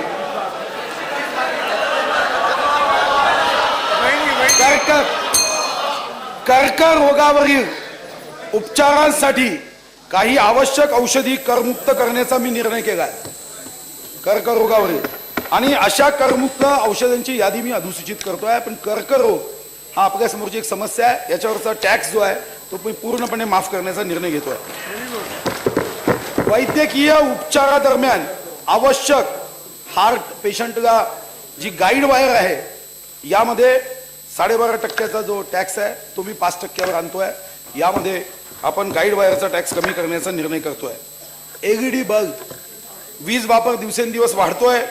विजेची बचत करणे ही काळाची गरज आहे आणि म्हणून LED बल्बवरील कराचा दर 12.5% वरून मी 5% आणतोय. काजूच्या टरफलापासून उत्पादित तेलावर 5% कर आहे, मात्र काजूच्या टरफलावर 12.5% कर लागू होतो आणि म्हणून काजूच्या टरफलावरील भरलेल्या कराची संपूर्ण वजावट उत्पादकास उपलब्ध असल्याने पुढे काजूच्या टरफलावर सुद्धा आता 5% कर आकारण्यात येईल. 12.5% होते. विक्री करण्यात येणाऱ्या वस्तूवर कर किती टक्का असेल याविषयी संदिग्धता अथवा अनिश्चितता असणे अर्थव्यवस्थेस पोषक नाही. ही संदिग्धता दूर करण्याचाही मी काही निर्णय करतोय. त्यामध्ये सध्या पुस्तके करमाफ आहे, पुस्तके, पण वह्यांवर कर आहे. आलेख वही, प्रयोगशाळा वही, आराखडा वहीवर 5% कर लागतो. वर्कबुक मध्ये वाचण्यासाठीचा मजकूर देखील असतो व लिहिण्यासाठी जागा देखील असते. वर्कबुक पुस्तक आहे की वही आहे यावर वाद सुरू आहे आणि म्हणून या संदर्भामध्ये मी निर्णय करतोय की ही करनिश्चितता असावी. याकरता 1 एप्रिल पासून प्रयोगशाळा वही, आलेख वही, चित्रकला वही, आराखडा वही याच्यावर जो 5% कर आहे तो मी करमुक्त करतोय आणि यासोबतच वर्कबुक सुद्धा मी करमुक्त करण्याचे घोषित करतोय. म्हणजे विद्यार्थ्यांना त्याचा थोडा फायदा होईल. व्हाईट बटर व देशी बटर हा वाद सुरू आहे की व्हाईट बटर आणि देशी बटर, आणि यामध्ये आपली सरकारी जी डेअरी आहे ती त्यामुळे अडचणीत आली. यामध्ये 1 एप्रिल 2010 पासून मूल्यावर्धित कर कायद्यात देशी लोणी 4% व 1 एप्रिल 2010 पासून 5% करास पात्र आहे. मात्र व्हाईट बटरवर कराचा दर हा 12.5% आहे. खरं तर व्हाईट बटर व देशी लोणी यामध्ये फरक नाही आणि म्हणून ही संदिग्धता दूर करण्याचा मी निर्णय केला असून आता व्हाईट बटर व देशी बटर यावर 12.5% आणि 5% हा विषय नसून आता 5%च कर लागू होईल आणि 1 एप्रिल 2010 पासून हा 5% कर लागू होईल असे मी स्पष्ट करतो. आपल्या महानंदा डेअरीचा प्रॉब्लेम आला आहे. कागदावर सध्या 5% कर आकारला जातो. सध्याच्या परिशिष्ट ग मध्ये कागदा संदर्भातील नोंद 70 क कागद, वर्तमानपत्राचा कागद, पेपर बोर्ड, रद्दी कागद व 70 ख सर्व प्रकारची computer, paper stationery, carbon paper आणि अमोनिया पेपर अशी आहे. 70 क नोंदी अंतर्गत कागद या संज्ञेत कोणकोणत्या वस्तूचा समावेश होतो याबद्दल वाद होत आहे. यात स्पष्टता आणण्यासाठी यापुढे कोणते कागद या नोंदीत असतील त्या अधिसूचित करण्यात येईल. पूर्वीच्या नोंदीच्या अनुषंगाने विभागाने वेगवेगळे दिलेल्या निर्देशाप्रमाणे कार्यवाही सुरू राहील. मसाल्यावरील कराचा दर, मसाल्यावर 5% कर आहे. मसाल्याची नोंद अशी आहे की मसाले जसे जिरे, हिंग, ॲनिसीड, केशर, मिरी आणि पॉपी सीड यात वेगवेगळे मसाले मिसळून विकताना सर्वसाधारणपणे 5% कर भरण्यात आला आहे. अशा तयार मसाल्यांना या नोंदीखाली कर लागेल किंवा नाही याबद्दल संदिग्धता आहे. एकत्रित मसाले मसालेच असतात म्हणून वेगवेगळ्या प्रकारचे मसाले एकत्र करून विकल्यास मसाल्याच्या नोंदीखाली कर लागू होतो असे स्पष्ट करणारी नोंद पूर्वलक्षी प्रभावाने मी करीत आहे. कशिदा कामाच्या दोऱ्यावरील कर, कशिदा कामासाठी लागणाऱ्या दोऱ्यावर सर्वसाधारणपणे शिवणकामासाठी लागणाऱ्या दोऱ्या इतकाच कर भरला जात आहे. परंतु कशिदा कामासाठी लागणाऱ्या दोऱ्याचा समावेश शिवणकामाच्या दोऱ्यात होतो की नाही याबद्दल संदिग्धता निर्माण झाली आहे. कशिदा कामासाठी लागणाऱ्या दोऱ्यावरील कराचा दर शिवणकामासाठी लागणाऱ्या दोऱ्या इतकाच राहील असे पूर्वलक्षी प्रभावाने स्पष्ट करण्यात येईल. आता शेवटचा एक महत्वाचा मुद्दा आहे, एवढा अध्यक्ष महाराज मी मांडणार आहे.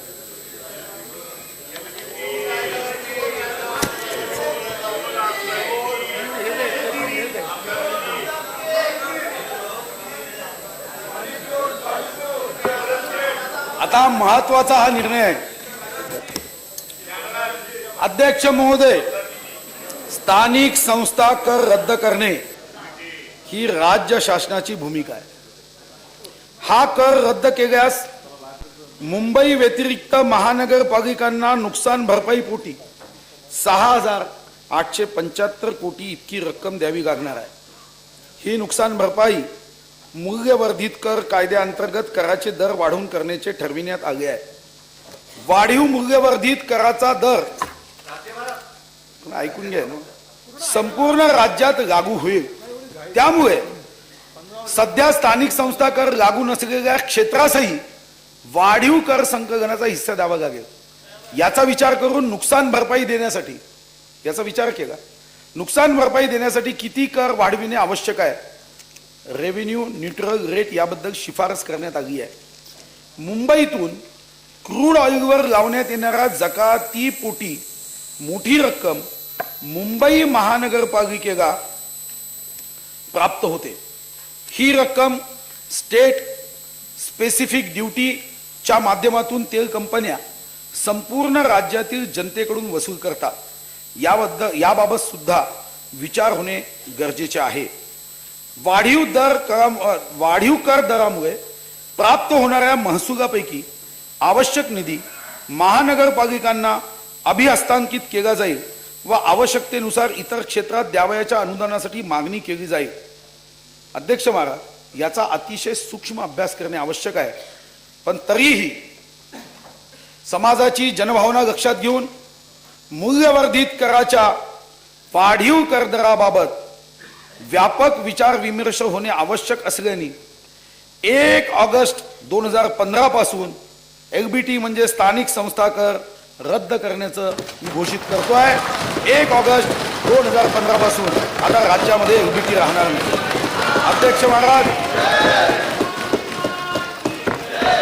अध्यक्ष महाराज, माझ्या कर प्रस्तावाद्वारे सुमारे रुपये 643 कोटीचा अतिरिक्त महसूल प्राप्त होईल असा अंदाज आहे.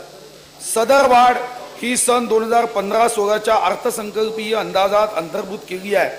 या प्रस्तावांना सन्माननीय सदस्यांचा पाठिंबा मिळेल असा माझा विश्वास आहे, हेही सांगतो. सैनिक आहे मी शिवछत्रपतीचा, या वाटेवर थकणार नाही. परंपराच आहे आमची, मोडेन पण वाकणार नाही. वर्तमान सुधारल्याशिवाय भविष्यकाळ बदलणार नाही. शिवशंभूचा वंश आहे, सत्तेच्या मोहात आम्ही पडणार नाही. उठ गरीब जागा हो, विकासाचा धागा हो, हा विषमता मुक्तीचा पहिला अर्थसंकल्प मी तुमच्या समोर मांडतो. जशी नजर असेल तसा अर्थसंकल्प तुम्हाला दिसेल. धन्यवाद.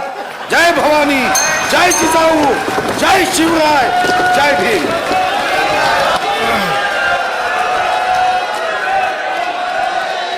सन 2015-2016 या अर्थसंकल्प सभागृहात सादर करण्यात आला.